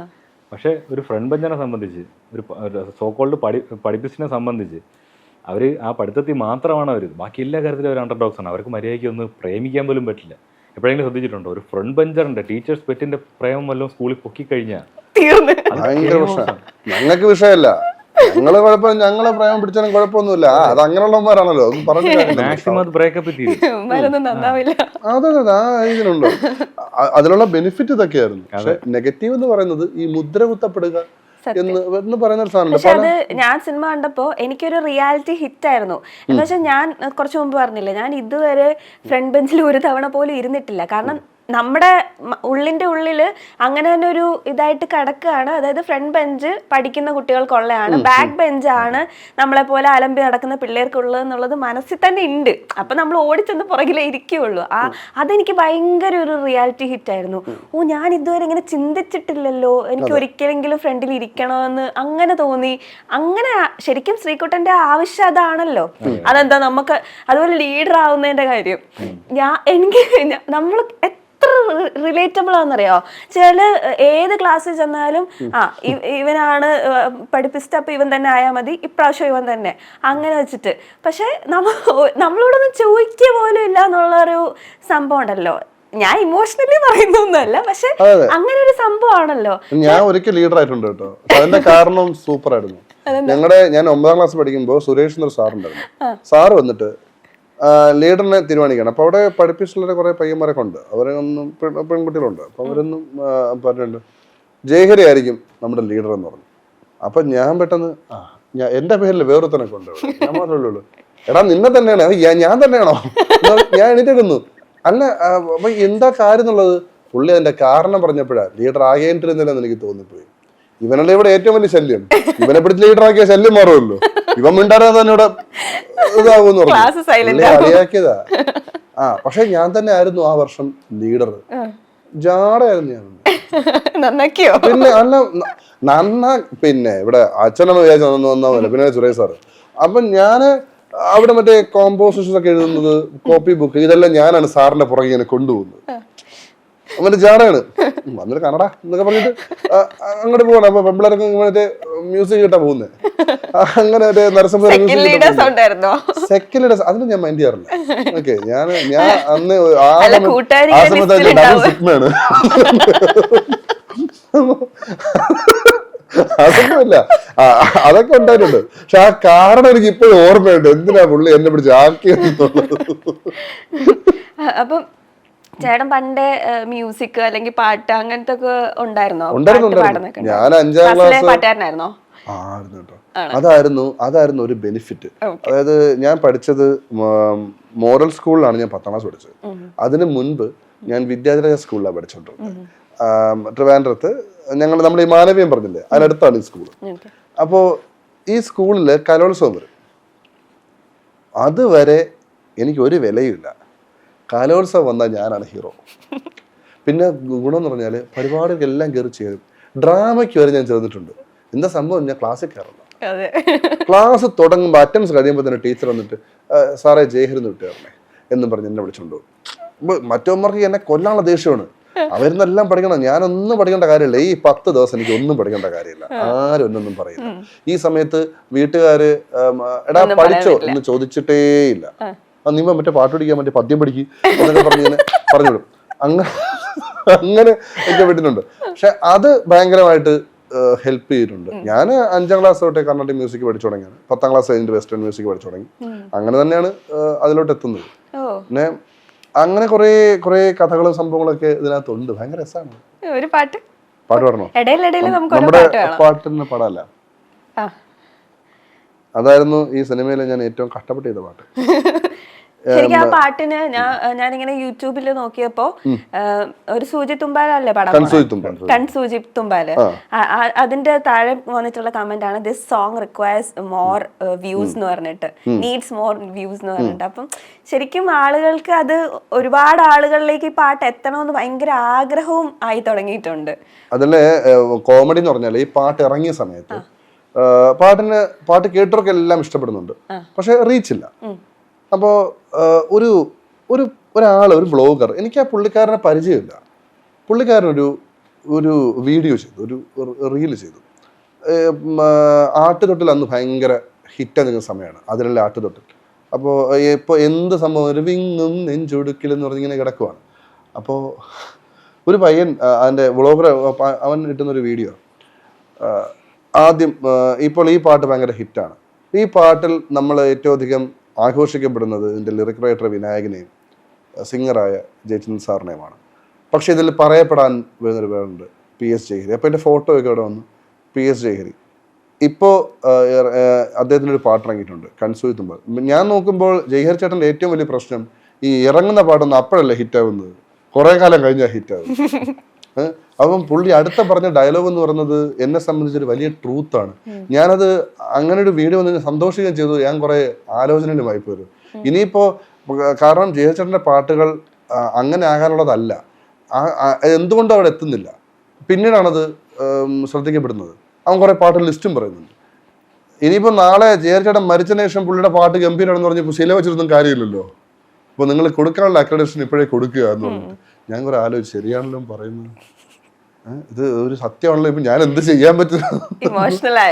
ഇമോഷണൽ അതിൻ്റെയൊക്കെ കാലം കഴിഞ്ഞു. ഇതിന് നമ്മൾ ഇതിനൊക്കെ ഇമോഷണൽ ആയിട്ടൊന്നും പ്രത്യേകിച്ച് കാര്യമൊന്നുമില്ല. ഞാൻ ആ സമയത്ത് വിനേഷ് ആ പറയുന്നൊരു ദിവസം, ആ ഒരു വെള്ളിയാഴ്ച, ഇവനിങ്ങനെ എന്നിട്ട് ഭയങ്കര ടെൻഷൻ എന്നിട്ട് ഇതാണോ ഇത്രയും കാലം കാത്തിരുന്ന വെള്ളിയാഴ്ച എന്നൊക്കെ അന്ന് പറഞ്ഞത് എനിക്ക് ഓർമ്മയുണ്ട്. ഭയങ്കര ഇമോഷണൽ നിൽക്കുകയാണ്. അപ്പൊ എനിക്ക് സമാധാനിപ്പിക്കാനുള്ള ഒരു സീനിയോറിറ്റി ആ സമയത്തുണ്ട്. കാരണം ഞാനിത് ഒരുപാട് മുമ്പ് അനുഭവിച്ചിട്ടുള്ളതാണ്. നമ്മൾ വർക്ക് ചെയ്യുന്ന സമയത്തൊക്കെ ഈ പാട്ട് ഷുവർ ഹിറ്റ് ആയിരിക്കും എന്നൊക്കെ പറഞ്ഞ് ഒരു മനുഷ്യനെ പാട്ട് ഇട്ടിട്ടുണ്ടാവില്ല. പക്ഷെ നമ്മൾ പോലും അറിയാത്ത ചില പാട്ടുകൾ കേൾക്കും.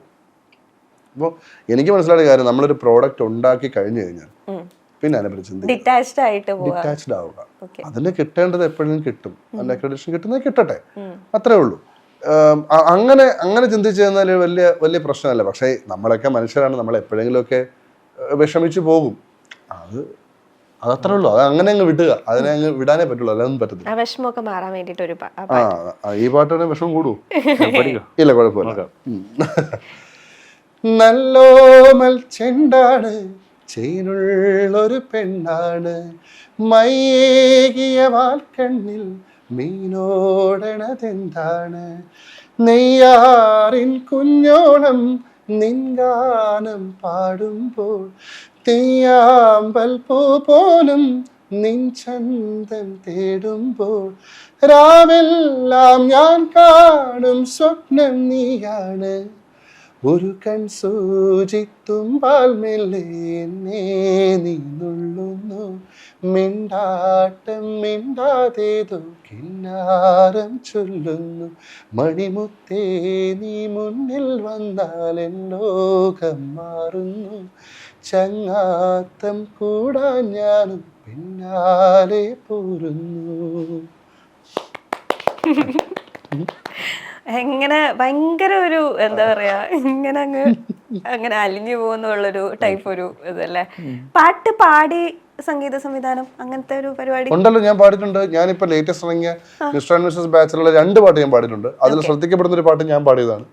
പിന്നെ അതിനു മുമ്പ് സന്തോഷം സിനിമയുടെ ക്ലൈമാക്സ് സോങ്, അതിപ്പോ റീലുകളിലൊക്കെ ഈ കല്യാണത്തിന്റെ ഒക്കെ സമയത്തൊക്കെ ആ പാട്ടിടുന്നുണ്ട്, അത് ഞാൻ പാടിയ പാട്ടാണ്. ഇതൊന്നും ഞാനായിട്ട് പാടാൻ പറഞ്ഞതല്ല, സംവിധായകരുടെ ആഡ് ഓൺസ് ആയിരുന്നു. അതെല്ലാം അവർ തന്നെ പറഞ്ഞാണ് പാടുന്നത്. ഇന്നലെ എൻ്റെ പുതിയ കുറച്ച് വർക്കുകൾ കേൾപ്പിച്ചപ്പോൾ വിനേഷ് പറഞ്ഞ സാധനമുണ്ട്, നമ്മൾ അടുത്ത പടം ചെയ്യുമ്പോൾ നിങ്ങൾ തൊണ്ടനക്ക് പോരുന്നു, നിങ്ങൾ ശബ്ദം ഉണ്ടാവാൻ പാടില്ല, അവനും മടുത്തു വേണം.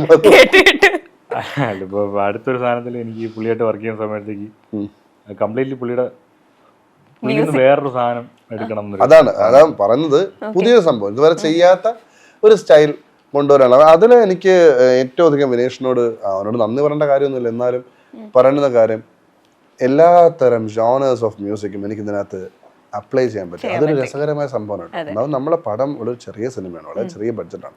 അപ്പോൾ ആ ചെറിയ ബഡ്ജറ്റിലാണ് നമ്മൾ വർക്ക് ചെയ്യുന്നത്. ഇവരുടെ ആദ്യത്തെ ഒരു കട്ടുണ്ടായിരുന്നു, ഫസ്റ്റ് കട്ട്. ഈ ഫസ്റ്റ് കട്ട് കാണാൻ വേണ്ടിയിട്ട് ഇവരുടെ പ്രൊഡക്ഷൻ ഫ്ലാറ്റിലോട്ട് ഞാൻ പോവുകയാണ്.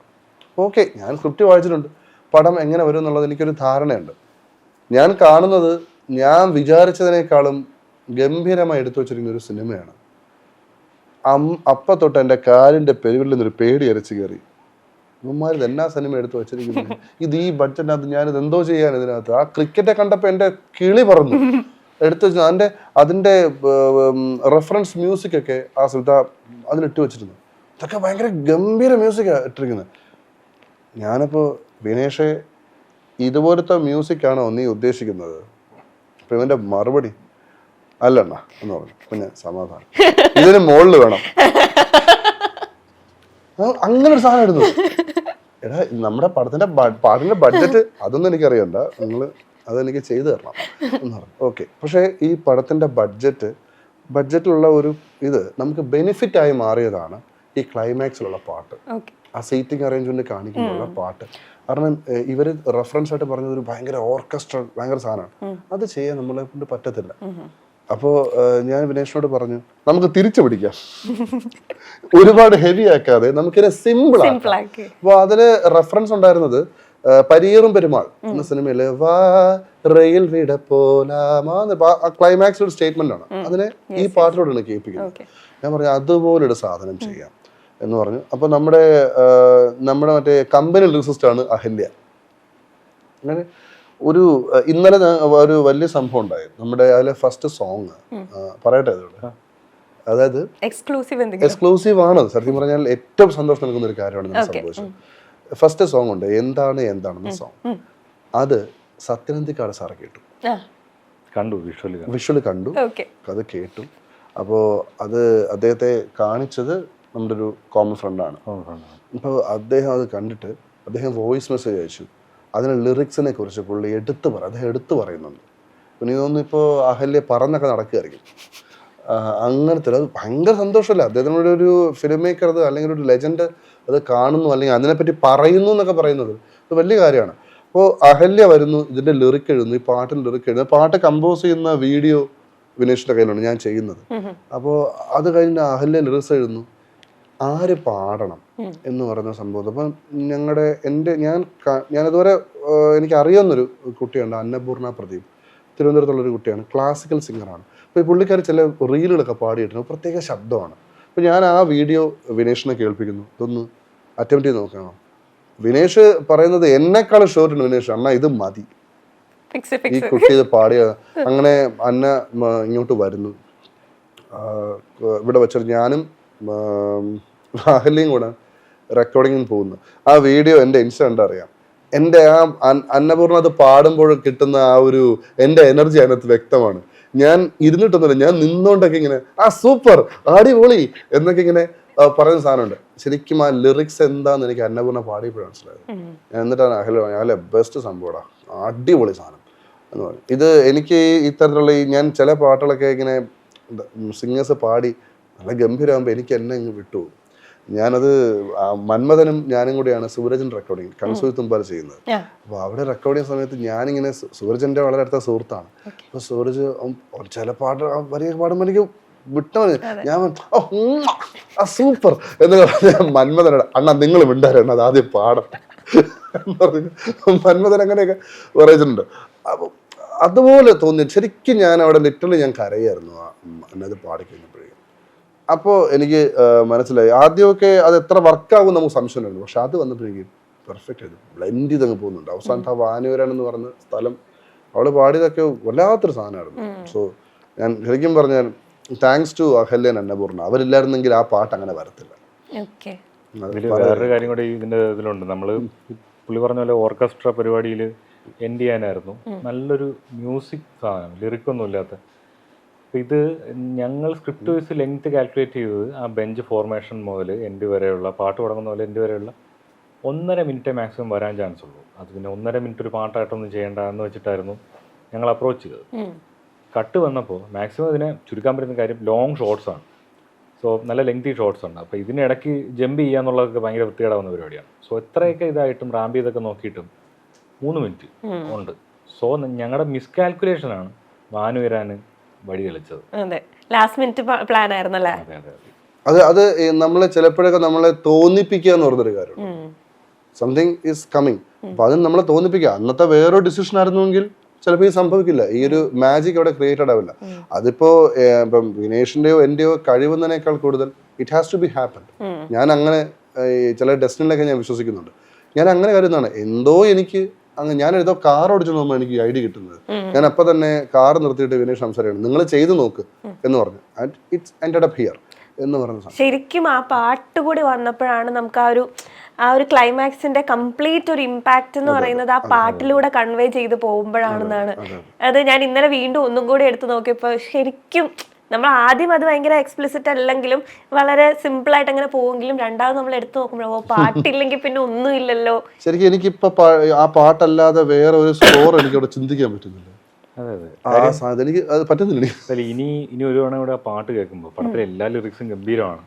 രണ്ട് പാട്ടുകൾ ഞാൻ സ്പെസിഫിക്കലി പറയുന്നത്, ഒന്ന് ക്ലൈമാക്സ് സോങ്, അതിന് വരികളൊന്ന് കേട്ട് അതിനെ ഫോളോ ചെയ്ത് കേട്ടുപോയി കഴിഞ്ഞാൽ സിനിമയിൽ ഇത്രയും നേരം നമ്മൾ പറഞ്ഞ കഥയുടെ ഒരു ചെറുകഥാ രൂപമാണ് അഹല്യ എഴുതി വച്ചിരിക്കുന്നത്. ഒരു പുഴുവിൽ നിന്ന് ശലഭത്തിലേക്കുള്ള ഒരു ട്രാൻസിഷൻ. അപ്പോൾ പുഴു എന്തൊക്കെ സ്ട്രഗിളാണ് നടത്തിയത്, പുഴു ഫേസ് ചെയ്യുന്ന മഴയെ പറ്റിയിട്ടും അങ്ങനെയൊക്കെ ഭയങ്കര രസമായിട്ട് വർണ്ണിച്ചിരിക്കുന്നത്. ഒരു കുഞ്ഞു കഥയാണ് അതിനകത്തുള്ളത്.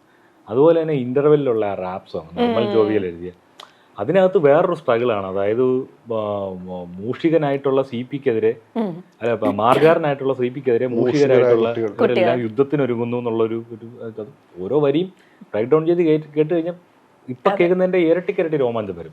പൂറാണ്. അതുപോലെ ഈ പറഞ്ഞ പാട്ടും ഫസ്റ്റ് ഒരു സോങ് ആണെങ്കിലും ഫസ്റ്റ് സോങ്ങും അതിലെ ഇൻട്രോ ആണല്ലോ, അതിലുള്ളൊരു വരിയാണ് എല്ലാരും ചൊല്ലുന്നേ പിള്ളേരാണെന്ന്, എന്നാണോ ചൊല്ലുന്നേ മൂത്തോരാണെന്ന്. ചെറുപ്പത്തില് നമുക്ക് എല്ലാവർക്കും ഉള്ള ഒരു ക്വസ്റ്റ്യൻ, ഇനിയിപ്പോ എപ്പോഴാ നമ്മളെ വലുതായിട്ട് കാണുന്നത്. നീ കൊച്ച് എന്ന് പറയുന്നത് ഞാൻ വളരത്തേ ഇല്ലേ എന്ന് പറഞ്ഞു. ഇത് ഞാൻ വീട്ടിൽ കേട്ടോണ്ട് ഞാൻ 25ാമത്തെ വയസ്സിലും ഞാൻ കൊച്ചാണ്, കാരണം ഞാൻ ഏറ്റവും ഇളയ ആളാ. ഞാൻ 50 വയസ്സായാലും വീട്ടിലൊക്കെ ഞാൻ കൊച്ചാ എന്ന് പറയുന്ന ഒരു സംഭവം. അതൊക്കെ ഭയങ്കര റിലേറ്റ് ചെയ്യാൻ പറ്റും. അതും അഹല്യ എഴുതിയ പാട്ടാണ്. അപ്പോൾ ലിറിക്സിസ്റ്റുകൾ ഇതിനകത്തുള്ള 5 ലിറിക്സിസ്റ്റുകളെ മെൻഷൻ ചെയ്യാതിരിക്കാൻ പറ്റത്തില്ല. അവരുടെ അപ്പം കൺസൂത്തുമ്പോൾ വിനായകർ എഴുതിയതാണ്. വാടാ വാടാ എന്നൊരു സോങ് ഉണ്ട് നമ്മുടെ സൈച്ചേട്ടൻ്റെ, അത് മനു എഴുതിയതാണ്. അതിൽ മനു എഴുതിയിരിക്കുന്ന റാപ്പാണ്. റാപ്പ് ലിറിക്സ് മനു എഴുതിയിരിക്കുകയാണ്. കൈ തൊട്ടാൽ ഒടിയണ ബെഞ്ചും കൈ തൊട്ടാൽ ഇളകണ ബെഞ്ചും. ചേട്ടന്റെ ഇൻട്രോ ആ പാട്ടല്ലേ, അത് അതിന്റെ തുടക്കത്തിൽ എന്തോ മറ്റേ സ്പാനിഷ് എന്തോ എന്നെ കൊണ്ട് എന്തൊക്കെയാ ചെയ്യിപ്പിച്ചു കഴിഞ്ഞാൽ സ്പാനിഷ് വരെ പാടി എന്തൊക്കെ. അതായത് ഇരുത്തിക്കൊണ്ട് പറയാൻ വിചാരിക്കരുത്, തൃപ്തിപ്പെടുത്താൻ വലിയ ബുദ്ധിമുട്ടാണ്. ഈ ചെറിയുണ്ടല്ലോ, ഇതാണ് നോ. ഓക്കെ, ഞാൻ ഒരു ഇവൻ ആദ്യം ഫസ്റ്റ് ഹാഫ് ഫുള്ള് ചെയ്താണ് ഞാൻ ഇവനെ കേൾപ്പിക്കുന്നത്. ഭസ്മം ടീമിന് ഇൻട്രോ ഉണ്ട്. അപ്പോൾ ഞാനത് ആദ്യം ഇവരെനിക്കൊരു റെഫറൻസ് തന്നൊന്നുമല്ല, ഇതിനകത്ത് മ്യൂസിക് ഇട്ടിട്ടുണ്ട്. എന്നിട്ട് വിനേഷ് പറഞ്ഞു, അണ്ണാ നിങ്ങൾ ഈ മ്യൂസിക് കേൾക്കണ്ട, ഇത് മറന്നേക്ക്, നിങ്ങളുടെ മ്യൂസിക് ചെയ്യുന്നു. പക്ഷെ അതിലിട്ടിരിക്കുന്ന സാധനം ജസ്റ്റിൻ വർഗീസ് ചെയ്ത ക്രിസ്റ്റഫറിലെ തീം സോങ് ആണ്. ഒരു പങ്ക് സാധനമാണ്, ഫോങ്ക് സ്റ്റൈലുള്ള സാധനം ഉണ്ട്. ഇതെനിക്ക് ഭയങ്കര ഇഷ്ടമാണ്. ഇതെൻ്റെ ചെവി കയറിപ്പോയി.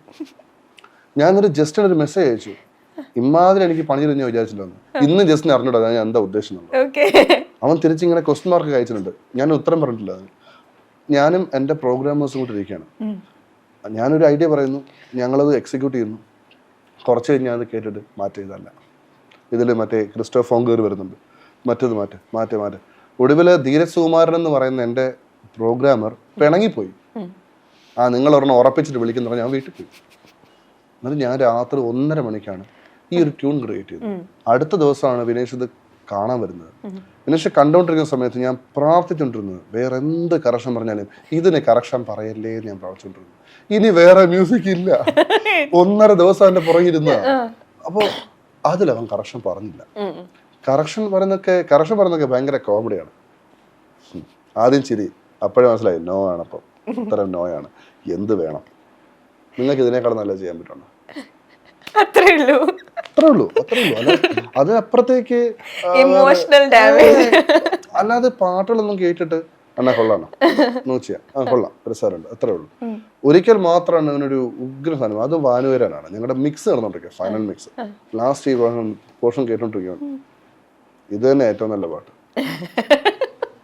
എന്ന് പറഞ്ഞു. അത് എനിക്ക് കിട്ടിയ ഒരു അവാർഡായിട്ട് ഞാൻ ഏറ്റെടുക്കുന്നു. സത്യം അങ്ങനെ എനിക്ക് മറ്റേ ഭയങ്കരമായിട്ട് ഇഷ്ടപ്പെട്ട് കഴിഞ്ഞാൽ മറ്റേ കെട്ടിപ്പിടിക്കുക ഭയങ്കര ഞാൻ ഈ അടുത്ത് ഞങ്ങൾ BBC ഒരു ഇന്റർവ്യൂ എടുത്തിട്ടുണ്ട്. അപ്പോൾ അതെല്ലാം കഴിഞ്ഞിട്ട് ഭയങ്കര ഹാപ്പി ആയിട്ട് ഞങ്ങളൊരു ഫ്രണ്ടിന്റെ പ്രൊഡക്ഷൻ ഫ്ലാറ്റിൽ ഇങ്ങനെ ഇരിക്കുകയാണ്. അപ്പോൾ പുള്ളി ഇതെല്ലാം പുള്ളിയുടെ ഒരു ഫ്രണ്ടുമായിട്ട് എന്നെ കാണാനായിട്ട് പെരുമഴയത്ത് ബൈക്കിൽ വരികയാണ്. അപ്പോൾ പുള്ളിയുടെ ഫ്രണ്ടിന് ഞങ്ങളൊന്നും അറിയില്ല, മീൻസ് കേട്ടിട്ടേ ഉള്ളൂ. അപ്പോൾ വന്ന് കയറുന്നു, കുറച്ച് നേരം ഇതുപോലെ തന്നെ ഇരുന്ന് വെറുതെ സംസാരിക്കുന്നു, വലിയ ചിരിയോ കളിയോ അങ്ങനെയൊന്നുമില്ല. എല്ലാം കഴിഞ്ഞ് പുറത്തോട്ടിറങ്ങിയപ്പോൾ അതേ ചോദിച്ചു, ഇവർക്ക് എന്തൊരു സന്തോഷമില്ലാത്ത, നമ്മുടെ പാർട്ടിയായിരുന്നു അത്. അതായത് വിനേഷും അനൂപും ക്യാമറമാൻ അനൂപും ഇതിന്റെ റൈറ്ററുമായ കൈലാഷും ഇവരുടെ ഒരു കോമൺ സാധനമാണ് ഇവരുടെ ഭാവം, നിസ്സംഗ ഭാവം. ഒരു പരിധിയിൽ കൂടുതൽ എക്സൈറ്റ്മെന്റ് ആയിട്ട് ഞാൻ ഇവിടെ കണ്ടിട്ടേ ഇല്ല. അത് അങ്ങനത്തെ ഒരു ലീഗാണ് ഇവരുടെ ലീഗ്. ഞാനെന്ന് പറഞ്ഞാൽ ഞാൻ എക്സൈറ്റ്മെന്റിന്റെ അപ്പോസ്തലാണ്. ഞാൻ മറ്റേ പറന്നൊക്കെ നടക്കും. ഇവരങ്ങനെയല്ല, ഇവർ ആ ഒരു മൂഡിലേക്ക്. പക്ഷെ എന്റെ ഫ്രണ്ട് ആദ്യമായിട്ട് കാണുന്നത് അവനുണ്ട്, ഇവർക്ക് എന്താ ഇത്ര വലിയ ഹിറ്റ് നട സന്തോഷമില്ലാത്തത്. ഞാൻ പറഞ്ഞു അവരുടെ സന്തോഷത്തിന്റെ അറ്റ്മോസ് ലെവലാണ് നീ ഇപ്പൊ കണ്ടത്, അൾട്ടിമേറ്റ് നമ്മള് പ്രത്യേകിച്ച് ഒന്നും ചെയ്തില്ല, അകത്ത് പാർട്ടിയായിരുന്നു വെറുതെ അങ്ങോട്ടും കൊണ്ട്.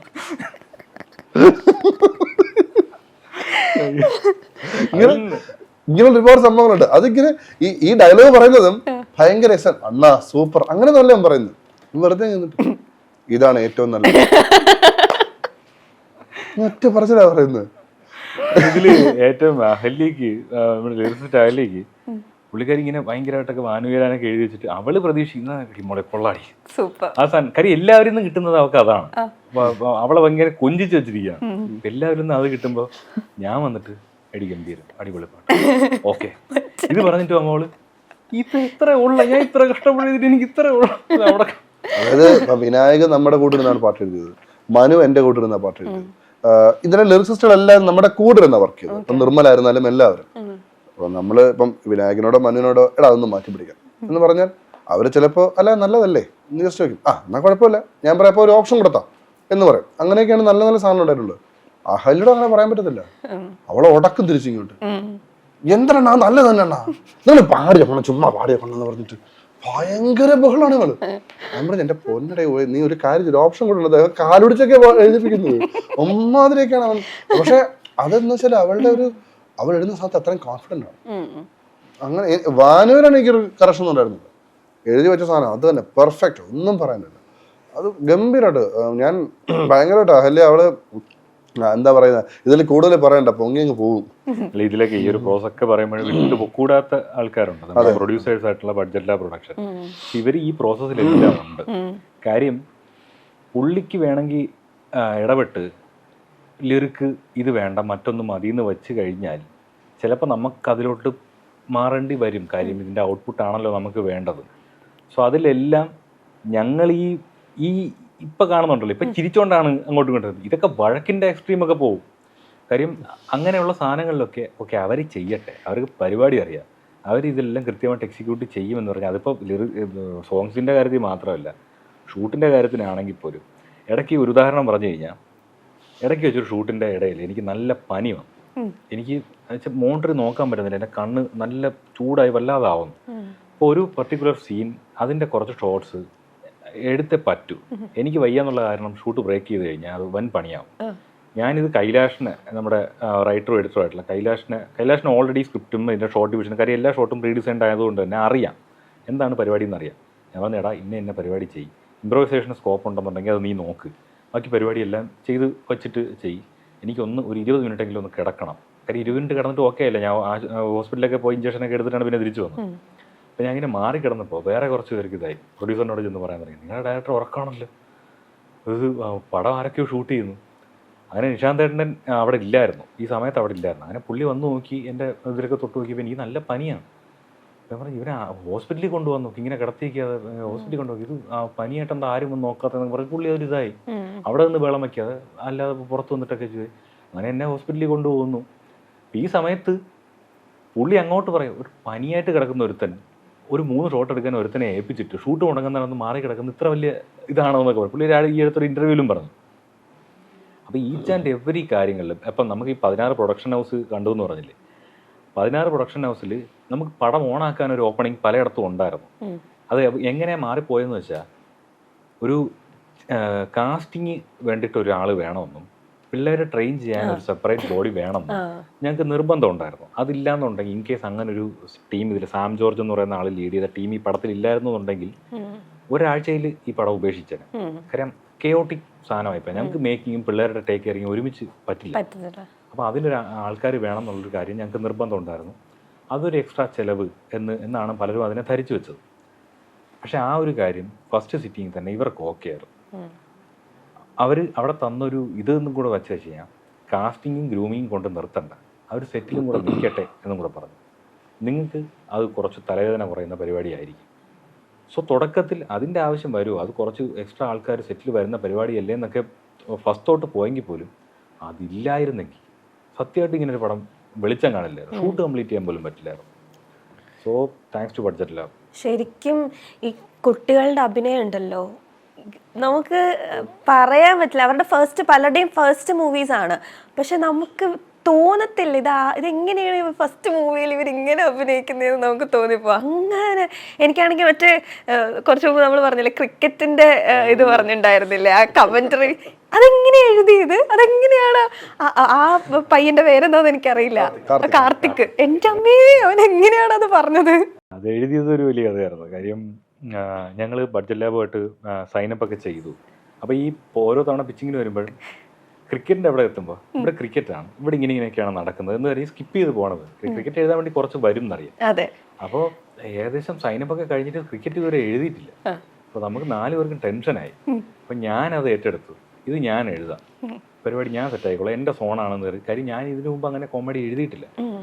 സോ ഞാൻ ആദ്യമായിട്ട് അപ്രോച്ച് ചെയ്യാൻ പോകുന്ന ഒരു ഫുൾ ഓൺ പരിപാടിയും കൂടെയാണ്. സോ ഒരു ദിവസം രാത്രി 8 മണിക്ക് ഒരു കട്ടനൊക്കെ ഇട്ട് വെച്ചിട്ട് ലാപ്ടോപ്പിൻ്റെ മുമ്പ് ഞാനിരുന്നു.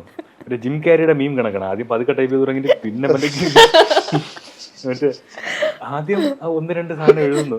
അപ്പോൾ കുറച്ചായപ്പോൾ എനിക്ക് ഇതിൻ്റെ ഒരു സംഭവം കിട്ടി. മറ്റേ ഐറ്റ് യമണ്ടനാ ചാർജ് ആയി എന്നൊക്കെ പറഞ്ഞു. എനിക്ക് ഓരോ സാധനത്തിലും ചാർജായി. ഈ സംഭവം ഒറ്റ നൈറ്റ് കൊണ്ട് എനിക്കിത് ഫുൾ എഴുതാൻ പറ്റും. അപ്പോൾ ഇതിൻ്റെ സച്ചിൻ റെഫറൻസ് ഒന്നും ആദ്യം പ്ലാൻഡ് അല്ലായിരുന്നു. അപ്പോൾ ഇതിൻ്റെ സച്ചിൻ റെഫറൻസ് വരുന്നു, സിനിമകളുടെ റെഫറൻസ് വേറെ വരുന്നു. അങ്ങനെ പരിപാടി തീർത്ത് കഴിഞ്ഞപ്പോൾ രാവിലെ ഒരു 8 മണിയായി. എനിക്ക് അനങ്ങാൻ പോലുള്ള ആരോഗ്യമില്ല. എന്നെ ആരെങ്കിലും ഒന്ന് കട്ടിൽ നിന്ന് എഴുന്നേപ്പിച്ചുകൊണ്ട് കിടത്തില്ലെങ്കിൽ ഒന്ന് എങ്ങനെയൊക്കെയോ വന്ന് കിടന്ന് പകല് മൊത്തം കിടന്നുറങ്ങി. വൈകിട്ട് ഇവന്മാരെല്ലാം വന്നപ്പോൾ ഈ സാധനം വായിക്കാൻ പറഞ്ഞു. ആദ്യം മുതൽ ചിരി ചിരി ചിരി, അവസാനം പൊട്ടിച്ചിരികളിലേക്കൊക്കെ വന്ന് മീൻസ് ഒരു കൂട്ടച്ചിരി അപ്പോൾ അവിടെ തന്നെ ഉണ്ടായി. കുഞ്ഞു കുഞ്ഞു കറക്ഷൻസ് അല്ലാതെ വേറെ ഒന്നും അതിനകത്ത് മാറ്റിയിട്ടില്ല. പിന്നെ ഇത് ഡബ്ബിങ്ങിലേക്ക് വരുമ്പോൾ ഈ പൂർത്തിയെ കാണിക്കുന്ന പോർഷനിലെ ക്രിക്കറ്റിന്റെ സമയത്തേക്കുള്ള ഫില്ലിങ്സ് ഉണ്ടല്ലോ, അപ്പോൾ ഒരുപാട് ഫില്ലിങ് ഗ്യാപ്പുകളും ഉണ്ട്. ഇത് ഞാനും കൈലാഷും കൂടി ഇരുന്നത് സ്ക്രിപ്റ്റ് ഒന്നും അല്ല, ഇങ്ങനെ പറ എന്ന് പറഞ്ഞിട്ട് അത് പറഞ്ഞു ഇത് പറഞ്ഞു, ഈ കലാഷ്നിക്കാവോ അങ്ങനെയുള്ള സാധനങ്ങളൊക്കെ മാത്രം കാണുന്ന എന്തോ ഒരു പ്രത്യേക കൊട്ടി നിർത്തുന്നൊക്കെ രാഹുൽ ദ്രാവിഡ് കണ്ട ക്രിക്കറ്റിലൊന്നും നമ്മൾ അടിക്ക് പുറത്തല്ലേ ചെയ്യുള്ളൂ. ടിവിയിൽ അതില് മറ്റേ അനസ് പറയും ചെയ്യാം, അയ്യേ ഇത് അബദ്ധം എന്ന് പറയും ചെയ്യും. അതാണ് ശരിക്കും ക്രിക്കറ്റ്. അതവനെ അറിയും, ഈ കൂട്ടത്തിൽ ആർക്കും അവനെ അറിയുള്ളൂ, അത് ഭസ്മങ്ങൾക്ക് പറഞ്ഞുകൂടത്. അവന്മാർക്ക് അടിക്ക് വീശി അടിക്കാനേ അറിയൂ. സ്ട്രാറ്റജിക്കലി ഒരു പ്ലെയർ അങ്ങനെ വച്ചപ്പോൾ അവന്മാർ ഞെട്ടിപ്പോയി. അപ്പോൾ അങ്ങനെയൊക്കെയുള്ള സാധനങ്ങളൊക്കെ ഈ എഴുത്തിൽ വന്ന് കയറുന്നതും ഡബിങ്ങിൽ ഇതിന് വേറെ കുറെ സാധനങ്ങൾ വരുന്നതും കുറെ ഇതൊക്കെ വരുന്നതും അതെല്ലാം ഡബിങ്ങിൽ ഷൂട്ടിന്റെ സമയത്ത് എത്ര ടേക്കും ഒത്തിരി പോയോ? അത് സംഭവം എന്ന് വെച്ചാൽ ഞങ്ങൾ ഈ ക്രിക്കറ്റ് ഉൾപ്പെടെ ഇതിലെ എല്ലാ ഷോട്ടും പ്രീ ഡിസൈൻഡ് ആണ്. സോ കുട്ടി അവിടെയാണ് ഈ സാം ജോർജ് എന്ന് പറയുന്ന ആളും അദ്ദേഹത്തിന്റെ കൂടെ ഉണ്ടായിരുന്ന അഹല്യ ഉൾപ്പെടെ, അഹല്യ ആ ടീമിനും കൂടെ ഉണ്ടായിരുന്നു. സുജയ്, പ്രണവ്, അഹല്യ, അഭിഷേക്, ഈ 4 പേരടങ്ങുന്ന സാം ജോർജ് ലീഡ് ചെയ്യുന്ന ഈ ടീം ഇവരെന്താ ബേസിക്കലി ചെയ്തതെന്ന് വെച്ചാൽ ഓരോ ഷോട്ടിന് മുമ്പായിട്ട് കുട്ടികളെ ആ ഷോട്ടിന് പ്രിപ്പയർഡ് ആക്കി വിടും. അതായത് ഇമോഷൻ എന്താണെന്ന് പറഞ്ഞു കൊടുക്കില്ല, ലൈൻസ് എന്താണെന്ന് ബൈഹാർട്ട് ചെയ്യല്ല, എന്താണ് കോണ്ടെക്സ്റ്റ്, എപ്പോഴെപ്പോഴൊക്കെയാണ് നിങ്ങൾ പറയേണ്ടത്, ഇത് മാത്രം പറഞ്ഞു വിടും. സോ എനിക്ക് ഇവരെ ഷോട്ടിന് മുമ്പ് കിട്ടുമ്പോൾ അതിനെ ജസ്റ്റ് ട്വീക്ക് ചെയ്ത് കൊടുത്താൽ മതി. എനിക്ക് ഈ ഇമോഷണൽ കാര്യങ്ങൾ പറയണം, ഇന്നെ പറയണം, ഇംപ്രൂവൈസിങ്. കാര്യം എനിക്ക് ഡയലോഗ് അതുപോലെ തന്നെ പറയണമെന്ന് യാതൊരു നിർബന്ധമില്ല, ലെങ്ത് കൂടരുത്. പക്ഷേ ഇതേ അത്രയും ഇമ്പോർട്ടന്റ് ആയിട്ടുള്ള അതുപോലെ ഫൺ എലമെന്റും കൂടി ഉള്ളതല്ലേ, അതിനകത്ത് എന്തെങ്കിലും മാറിപ്പോയി കഴിഞ്ഞാൽ ആ ഒരു സാധനം പോകുമല്ലോ. അത് ഗുണപ്പെട്ടിട്ടുണ്ട്. കാര്യം ഈ ബോധിക്കില്ല. ശരത് എന്ന് പറഞ്ഞ ക്യാരക്ടറിന്റെ ഒരു ഡയലോഗ് ഉണ്ട്, മറ്റേ ക്രിക്കറ്റിൽ ഡക്കായിട്ട് വന്നിട്ട് വരുമ്പോൾ മീനാക്ഷി ഉച്ചയ്ക്ക് ചോറ് കഴിക്കാറുണ്ട്. അപ്പോൾ എൻ്റെ അറിവിന്റെ തേങ്കുടമേ ഇതാ സ്പോട്ട് നിട്ടതാണ്. കാര്യം സ്ക്രിപ്റ്റിലില്ല ഇങ്ങനെയൊക്കെയുള്ള കാര്യങ്ങളൊക്കെ, ഇങ്ങനെയുള്ള കുഞ്ഞു കുഞ്ഞു സാധനങ്ങൾ. കാര്യം ഇവർ പിന്നെ ഞങ്ങളെയൊക്കെ വാച്ച് ചെയ്തിട്ട് ഞങ്ങളുടെ ട്രൈറ്റ്സ് എടുത്തിട്ടും, അതായത് ക്രിക്കറ്റിന് ടീം പിരിച്ചുകൊണ്ടിരിക്കുമ്പോൾ ശ്രീകുട്ടൻ അവിടെ നടുക്കി ഇങ്ങനെ നിന്നിട്ട് ഇപ്പം അമ്പാടി കളിക്കട്ടെ, അല്ലെന്നുണ്ടെങ്കിൽ തോറ്റു കഴിഞ്ഞാൽ ബ്ലെയിം അവൻ്റെ മണ്ടയിൽ വിടാം, ജയിച്ച ക്രെഡിറ്റ് നമുക്ക് കൊടുക്കാന്ന് പറയുന്നത് ശ്രീകുട്ടൻ മറ്റേ ആകുന്നുണ്ട്. ഇതെന്റെ മാനറിസമാണ്. ഞാൻ മറ്റേ ടേക്കൊക്കെ ഒക്കെ ആന്ന് ഇതെന്റെ പരിപാടിയാണ്. അപ്പൊ അതാണ് ഞാൻ മോണ്ടറി കണ്ടപ്പോ ഇത് ഞാനല്ലേ ഇവന്മാര് നമ്മളെയും നമുക്ക് നല്ല ചാൻസ് ഉണ്ട്, അതാണ് മറ്റവന്റെ ഡയലോഗും ശരിക്കും എനിക്ക് കൈലാസൻ അടിച്ചിട്ടുണ്ട് അതിനകത്ത്. ഈ ഇവന്റെ ബൗദ്ധിക്കിന്റെ ഒരു ഡയലോഗ് ഉണ്ട്, മറ്റേ ക്രിക്കറ്റിൽ കളിയിൽ 6 അടിക്കുന്ന ഞാൻ കണ്ടതല്ലേ, ഒരു 6 അടിച്ചെന്നും വെച്ച് അത് എനിക്ക് ഭയങ്കര കൈലാസന ഫീൽ ചെയ്തു. ഇവന്മാര് ഞങ്ങളുടെ കൂടെ നടന്ന് മനഃപൂർവ്വം അല്ലാതെ ഞങ്ങളുടെ കുറെ സാധനങ്ങൾ ട്രേഡ്സ് അവന്മാരുടെ ട്രേഡ്സ് ഇങ്ങോട്ടും കിട്ടും. അപ്പം ഈ സെറ്റിൽ എന്റെ മെയിൻ പരിപാടി എന്ന് വെച്ച് കഴിഞ്ഞാൽ മൈക്ക് എൻ്റെ ആയതുകൊണ്ട് ഞാൻ ശല്യമായിരുന്നു. പൊതുവെ മൈക്കിൽ ഇങ്ങനെ ചളു ഇങ്ങനെ പറഞ്ഞുകൊണ്ടിരിക്കും, ഓരോ കുസൃതി ചോദ്യങ്ങൾ ചോദിക്കും. അതിന് അവരെന്ത് ഉത്തരം പറഞ്ഞത് ഞാൻ അത് മാറ്റും, അതല്ല എൻ്റെ ഉത്തരം, ഞാൻ വേറെ എന്തെങ്കിലും ഉത്തരം എടുത്തിട്ടു, എനിക്കിപ്പോഴും ജയിക്കണം. അങ്ങനെ വെറുതെ ചളു. ഇത് പിന്നെ സെറ്റ് മൊത്തത്തിലൊരു ചളു മയമായി. അങ്ങനെ ബോധിക്കെന്ന് പറയുന്ന നമ്മുടെ ശരത്തിന്റെ ക്യാരക്ടർ ചെയ്ത പയ്യൻ, ഞാൻ ഇതുപോലെ ഇങ്ങനെ ഇരുന്നു. അപ്പോൾ എൻ്റെ മുട്ടിൻ്റെ ഇവിടെ ഇങ്ങനെ വന്നിരുന്നിട്ട് മോണിറ്ററിൽ എന്തോ ഷോട്ട് കണ്ടോണ്ടിരിക്കുകയാണ്. അപ്പോൾ കണ്ടോണ്ടിരുന്നപ്പോൾ ഞാൻ ഇവനോടൊരു ചോദ്യം ചോദിച്ചു, എടാ അതെന്താണെന്ന് എനിക്ക് ഓർമ്മയില്ല. എന്ത് ചെയ്യും ഞാൻ പറഞ്ഞു, അറിഞ്ഞൂടാ ചേട്ടൻ തന്നെ പറ. ഞാൻ ഉത്തരം പറഞ്ഞു. അപ്പോൾ എഴുന്നേറ്റ് ഇന്ന് എന്നെ ഇങ്ങനെ വിരൽ കൊണ്ടിട്ട് ഡയറക്ടറായിട്ട് മാത്രം ഞാൻ ചെവിക്കല്ലടിച്ച പൊളക്കൾ അല്ലെങ്കിൽ ഉണ്ടല്ലോ സീരിയസ് സീരിയസ് തമാശ ഞാൻ പേടിച്ചു. കാര്യം എന്തുകൊണ്ടാണ് അവിടെ പേടിക്കുന്നത് വെച്ചാൽ അതിനൊരു കാരണം കൂടെ ഉണ്ട്. ഇവനെ ഓഡീഷൻ ചെയ്യാനായിട്ട് ഇവന്റെ ഫസ്റ്റ് സാധനം കാസ്റ്റിംഗ് കോളൊക്കെ വിടുന്നതിന് മുമ്പ് ഇങ്ങനെ ഒരു പയ്യനുണ്ട് എന്ന് പറഞ്ഞാൽ സാമേട്ടൻ ഓൾറെഡി അവനെ ഇവന്റെ ഫാമിലി അറിയാം. ഇവനെ ഞങ്ങളുടെ ശാസ്ത്രമംഗലത്ത് വീട്ടിൽ വിളിച്ചു വരുത്തിയിട്ട് ഇങ്ങനെ ഒരു കസേരയിൽ ഇരുത്തിയിട്ട് ഇങ്ങനെ ഓരോന്നിങ്ങനെ ചോദിച്ചുകൊണ്ടിരിക്കുകയാണ്. അപ്പം ഇങ്ങനെ നിന്റെ കൂട്ടുകാരൻ, നിന്റെ ഒരു കൂട്ടുകാരനെ പറ്റിയിട്ട് ഒരു ടീച്ചർ ഇങ്ങനെ പറഞ്ഞാൽ നീ എന്ത് ചെയ്യും? ചാടി ഇറങ്ങി സാമേട്ടനെ കുനിച്ചുർത്തി മുതുകൊത്തൊരൊറ്റ ഞാൻ ഇങ്ങനെ ചെയ്യുമെന്ന് പറഞ്ഞു കിടന്നിട്ട് ചോദിച്ചല്ലേ. കഥാപാത്രം മാറി. അപ്പൊ ഇത് പറഞ്ഞിട്ട് എനിക്ക് ഇവൻ ചെയ്യുന്നത് ഞാൻ കണ്ടിട്ടുണ്ട്. അപ്പം സാമണ്ണ അവനെ പരിശീലിപ്പിക്കും മാത്രം സാമണ്ണ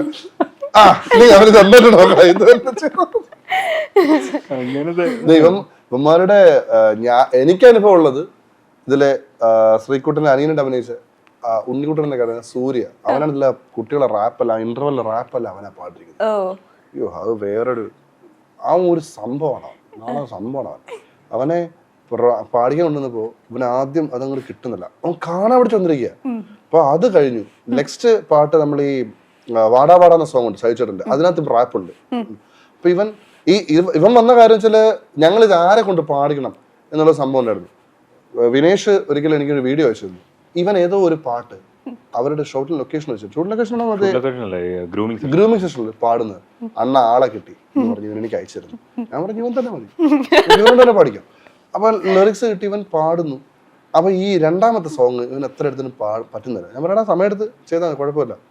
ഇവനൊന്നൊരു ഓവർ ഷർട്ട് ഇട്ടുള്ളത്, ഷർട്ടൊക്കെ കിട്ടും, ഒരു മുറിക്കയും പിന്നെ ഇനി പാടാം എന്ന് പറഞ്ഞു. ഞാൻ വീഡിയോ എടുത്ത് വെച്ചിട്ടുണ്ട് അവനെ പാടുന്നത്. അവനിങ്ങനെ കണ്ട് കൈ തൊട്ടാലിളകണം മതിയോ, നമ്മൾ കുറച്ചുകൂടെ ഇങ്ങനെ തരികയാണ് അവൻ.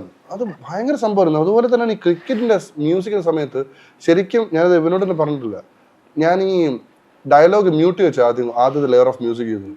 കാരണം ഞങ്ങളെല്ലാരും ചിരിക്കുക ഇവൻ പറയുന്നത് കേട്ടിട്ട്. ഇവൻ ഓരോ സാധനം പറഞ്ഞിട്ട് കാർത്തിക് പറഞ്ഞിട്ട് ചിരിക്കുക, പണിയടക്കണില്ല. അവസാനം മ്യൂട്ട് ചെയ്യും, മ്യൂസിക് എന്നിട്ടിടാന്ന് പറഞ്ഞു. അല്ല ഓരോ ചെയ്യുമ്പോഴും നിഷാദ് എന്ന് പറഞ്ഞൊരു പ്രോഗ്രാമറുണ്ട്, അവൻ ഇങ്ങനെ ചെയ്തിട്ട് ഇങ്ങനെ ചെയ്ത് ഞാൻ നിർത്താൻ മ്യൂട്ട് ചെയ്യാൻ. അങ്ങനെയുള്ള ചില സാധനങ്ങൾ ഗംഭീരമായിട്ട് ആസ്വദിച്ച് ചെയ്യാൻ പറ്റും. അത് ഈ പിള്ളേരുടെ പെർഫോമൻസസും. ഉണ്ണിക്കുട്ടന്റെ കാര്യം പറഞ്ഞപ്പോഴാണ് അവൻ ഇതില് ഓപ്ഷൻ ഇല്ലാതെ ഇവർ തന്നെ അഭിനയിക്കും എന്ന് പറഞ്ഞ ഓഡീഷനിൽ ഞങ്ങൾ സെലക്ട് ചെയ്ത് 2 പേരാണുള്ളത്. ഒന്ന് അമ്പാടി എന്ന് പറയുന്ന ആള്. കാര്യം അവൻ വന്ന് കയറിയപ്പോഴേ ഞാനിങ്ങനെ ഇരിക്കുന്നു, കണ്ണൻചേട്ടൻ ഇങ്ങനെ ഇരിക്കുന്നു, അനൂപ് അവിടെ ക്യാമറ വെച്ചിട്ടുണ്ട്, നമ്മുടെ സിനിമാറ്റോഗ്രാഫർ കൈലാഷ്, മുരളി എല്ലാം പല ഏരിയയിലുണ്ട്. അപ്പം അവനിങ്ങനെ ഡോർ വന്ന് കയറിയപ്പോഴേ ഞാൻ കണ്ണൻചേട്ടനെ നോക്കി, അനൂപിനെ നോക്കി, കൈലാഷിനെ നോക്കി, മുരളിയെ നോക്കി, ആനന്ദിനെ നോക്കി. നമ്മൾ സൈലന്റ്ലി കമ്മ്യൂണിക്കേറ്റ് ചെയ്യാണ്. ഒരുപാട് പിള്ളേർ വരുന്നുണ്ട്, ഇതാണ് അമ്പാടി എന്ന് നമുക്ക് പരസ്പരം നോക്കിയപ്പോഴേ മനസ്സിലായി. പിന്നെ അവന് കൊടുത്തത് അമ്പാടിയുടെ ടാസ്കുകളായിരുന്നു. ഈ CPയോട് ഉടക്കുന്ന പരിപാടി എല്ലാം വൃത്തിക്ക് ചെയ്തു. അവന് ക്രിക്കറ്റ് കളിക്കാൻ അറിയാമെന്ന് വെച്ചാൽ അറിയാം എന്ന് പറയുകയും ചെയ്തു. കാര്യം അവനെ അച്ഛൻ പറഞ്ഞു വിട്ടിരുന്നു, എന്ത് ചോദിച്ചാലും അറിയാം. പിന്നീട് ഇത് ഗ്രൂമിംഗ് സെഷനിൽ ഒരു 15 ദിവസത്തെ ക്യാമ്പ് ഉണ്ടായിരുന്നു. അപ്പൊ ഇതിന്റെ ഇടയിൽ ഇവന് ക്രിക്കറ്റ് കളിക്കാൻ ക്രിക്കറ്റ് ഒന്നും അറിയാൻ പറ്റുന്നില്ല. ക്രിക്കറ്റ് അങ്ങനെ അറിയണം നിർബന്ധമില്ല, ജസ്റ്റ് ആ ഒരു ബോഡി ലാംഗ്വേജ് കറക്റ്റ് ആയാൽ മാത്രം മതി. അപ്പൊ ഈ സമയത്ത് പൂർത്തിക്ക് മീൻസ് നമ്മുടെ കാർത്തികിന് മാത്രം ക്രിക്കറ്റ് കളിക്കാൻ ദേഹം അനങ്ങിയുള്ള പരിപാടിയൊന്നും അവൻ അല്ലെങ്കിലും വലിയ താല്പര്യമില്ല. അപ്പോൾ ഒരു സാമേട്ടൻ ഒരു കുപ്പി എടുത്തോണ്ട് ഇതാണ് മൈക്ക്, നീ വെറുതെ ഇരുന്ന് കമന്ററി പറഞ്ഞു. അപ്പൊ അവൻ അറിയുന്നില്ല ഇത് സ്ക്രിപ്റ്റിന്റെ ഭാഗമാണ്, ഇതിങ്ങനെയൊക്കെ പരിപാടി ഉണ്ടെന്ന് അവൻ അറിയുന്നില്ല. അവൻ ഇരിക്കുന്നു, ഓരോന്നിങ്ങനെ ഓരോരുത്തരെ കളിയാക്കുന്നു, അതിന്റെ ഇടയിൽ സിനിമ റെഫറൻസ് ഒക്കെ വരുന്നുണ്ട്. കഴിഞ്ഞിട്ടാണോ കാർത്തിക് അന്ന് ആ ക്രിക്കറ്റ് കളിച്ചോണ്ടിരുന്നപ്പോ സ്ക്രിപ്റ്റില് കാര്യം അപ്പൊ നമുക്ക് വിശ്വാസമായി സ്ക്രിപ്റ്റ് അവനെ ഏൽപ്പിക്കാൻ കാർത്തികിന്റെ ഡബിങ് വീഡിയോ ഉണ്ട്, അവൻ പറഞ്ഞു തെറ്റിക്കുന്നത് ഭാവപ്രകടനങ്ങൾ അത് വരുന്നില്ല. അവന് പറ്റില്ല. അതിന്റെ ഒരു റീലുണ്ട്. ഇതില് വേറൊരു കോമഡി എന്ന് വെച്ചാൽ ഇതിലെ ഉണ്ണിക്കുട്ടൻ അവനെ സെലക്ട് ചെയ്ത് അവനും ഇങ്ങനെ ഓപ്ഷൻ ഇല്ലാതെ കാസ്റ്റ് ചെയ്തു. സംബന്ധിച്ച് ബാക്കി എല്ലാവരും ഭയങ്കര ക്യൂട്ടായിട്ടൊക്കെ കയറി വരുന്നു. ചില കുട്ടികളൊക്കെ ഓൾറെഡി പാരന്റ്സ് പറഞ്ഞു വെച്ചിട്ടുണ്ട് ഇങ്ങനെ എങ്ങനെയൊക്കെ ചോദിച്ചാൽ ഡയറക്ടറെ കയ്യിലെടുക്കാന്നൊക്കെ പറഞ്ഞിട്ട് ഭയങ്കര ക്യൂട്ടായിട്ടൊക്കെ വന്ന് ആക്ട് ചെയ്യുകയൊക്കെ ചെയ്യും. ഇവനെന്ന് വെച്ചാൽ ഒരു ഹുഡീസ് അത് ഇട്ടിട്ടില്ല, അതിൻ്റെ അകത്ത് ഇങ്ങനെ കൈയൊക്കെ വെച്ചിട്ട് ഇങ്ങനെ വരികയാണ്. കണ്ടു കഴിഞ്ഞാൽ മറ്റേ എമിനം വരും കണക്കിരുന്നു, ഒരു കുഞ്ഞെമിനം വരുന്നു, ഇങ്ങനെ നിൽക്കുന്നു. അപ്പോൾ 3 കുട്ടികളെയൊക്കെ ഒരുമിച്ചാണ്, അല്ലെങ്കിൽ തീരില്ല, അത്ര ആൾക്കാരുണ്ട്. അപ്പോൾ ഒരു കുട്ടിയോട് ഇങ്ങനെ ചോദിച്ചപ്പോൾ അടുത്ത് കണ്ട ഇഷ്ടപ്പെട്ട സിനിമ ഏതാ, അടുത്ത് ഈ സിനിമ കൊണ്ടിരുന്നു, അതിൻ്റെ ക്ലൈമാക്സിൽ എനിക്ക് കരച്ചിലൊന്നും, ക്ലൈമാക്സ് ഇങ്ങനെ സ്പോയിലർ. അപ്പൊ ആറ്റിറ്റ്യൂഡ് കണ്ടപ്പോ ഇതും കറക്റ്റ് ഉണ്ണിക്കുട്ടൻ സ്പോയിലർ. അവൻ അങ്ങനെയാ, അവന്റെ ക്യാരക്ടർ അങ്ങനെ. വേറൊരു കാര്യം അറിയോ, അതായത് ശ്രീകുട്ടനായിട്ട് അഭിനയിച്ച ശ്രീലങ്കനെക്കാളും ഇവ മൂത്തതാ, അവൻ പ്രായം കൊണ്ട് മൂത്തതാ. അത് അന്ന് അനസയുടെ അഭിനയ ദർശൻ പിന്നീട് പറഞ്ഞിട്ടുണ്ട്, ഷോർട്ട് സമയത്ത് എടാന്നൊക്കെ വിളിച്ചിട്ട് പിന്നെ പെട്ടെന്ന് സൂര്യചേട്ടാ. അതെ, തിരിച്ച് ഷോട്ടിന്റെ ഇടയിൽ ഇവ അങ്ങോട്ട് എന്താണ് ചേട്ടാന്ന് വിളിക്കേണ്ട ഒരു സാധനമാണ്. ഷോട്ടെ കൊണ്ട് കട്ടായ ഉടനെ ശ്രീലങ്ക തിരിച്ച് ചേട്ടാ പിന്നെ ബഹുമാനം. അതെ, അതിലെന്ന് വെച്ചാൽ ഇവന് എല്ലാവരെക്കാളും ഇപ്പൊ നല്ല പൊക്കമൊക്കെ വെച്ചു, ശബ്ദമൊക്കെ മാറി, ഇപ്പൊ ഒരു യുവാവായി ശരിക്കും. അപ്പൊ അന്നത്തെ സമയം എന്ന് വെച്ചാൽ ഇവ കുഞ്ഞാണ്, സൗണ്ടും കുഞ്ഞാണ്, പക്ഷെ മറ്റവരെക്കാളും മെച്യൂരിറ്റി ഉണ്ട്. അപ്പൊ ആക്ടിംഗ് ക്യാമ്പിന്റെ ഇടയിൽ നടന്നൊരു സംഭവം എന്ന് വെച്ച് കഴിഞ്ഞാൽ അന്ന് കുറെ കുട്ടികളെ സെലക്ട് ആവാതെ പോയവരുണ്ട്. അപ്പോൾ അവരിൽ ഒരാളിങ്ങനെ വന്നിരുന്നിട്ട് ഞാൻ ഇങ്ങനെ വെറുതെ ചോദിച്ചു എങ്ങനെയുണ്ട്, പെമ്പിളരൊക്കെ എങ്ങനെയുണ്ട് അങ്ങനെയൊക്കെ ചോദിച്ചപ്പോൾ എല്ലാവർക്കും ഭയങ്കര ജാടയാണ്, ആരും അങ്ങോട്ട് മിണ്ടുന്നൊന്നുമില്ല. ഇവ സൈഡിൽ അവിടെ ഇങ്ങനെ ഇരിപ്പുണ്ട്. നമ്മളൊക്കെ ഇങ്ങനെ ഭയങ്കര ഒരു ചൈൽഡ് അഡൾട്ട് സാധനമാണ്, അങ്ങനെ ഇതെല്ലാം കേൾക്കണം. അപ്പോൾ എന്തോ ഒരു ജാട, അതൊന്നുമില്ല, അത് അവർ ഭയങ്കര ആറ്റിറ്റ്യൂഡാണെന്നൊക്കെ.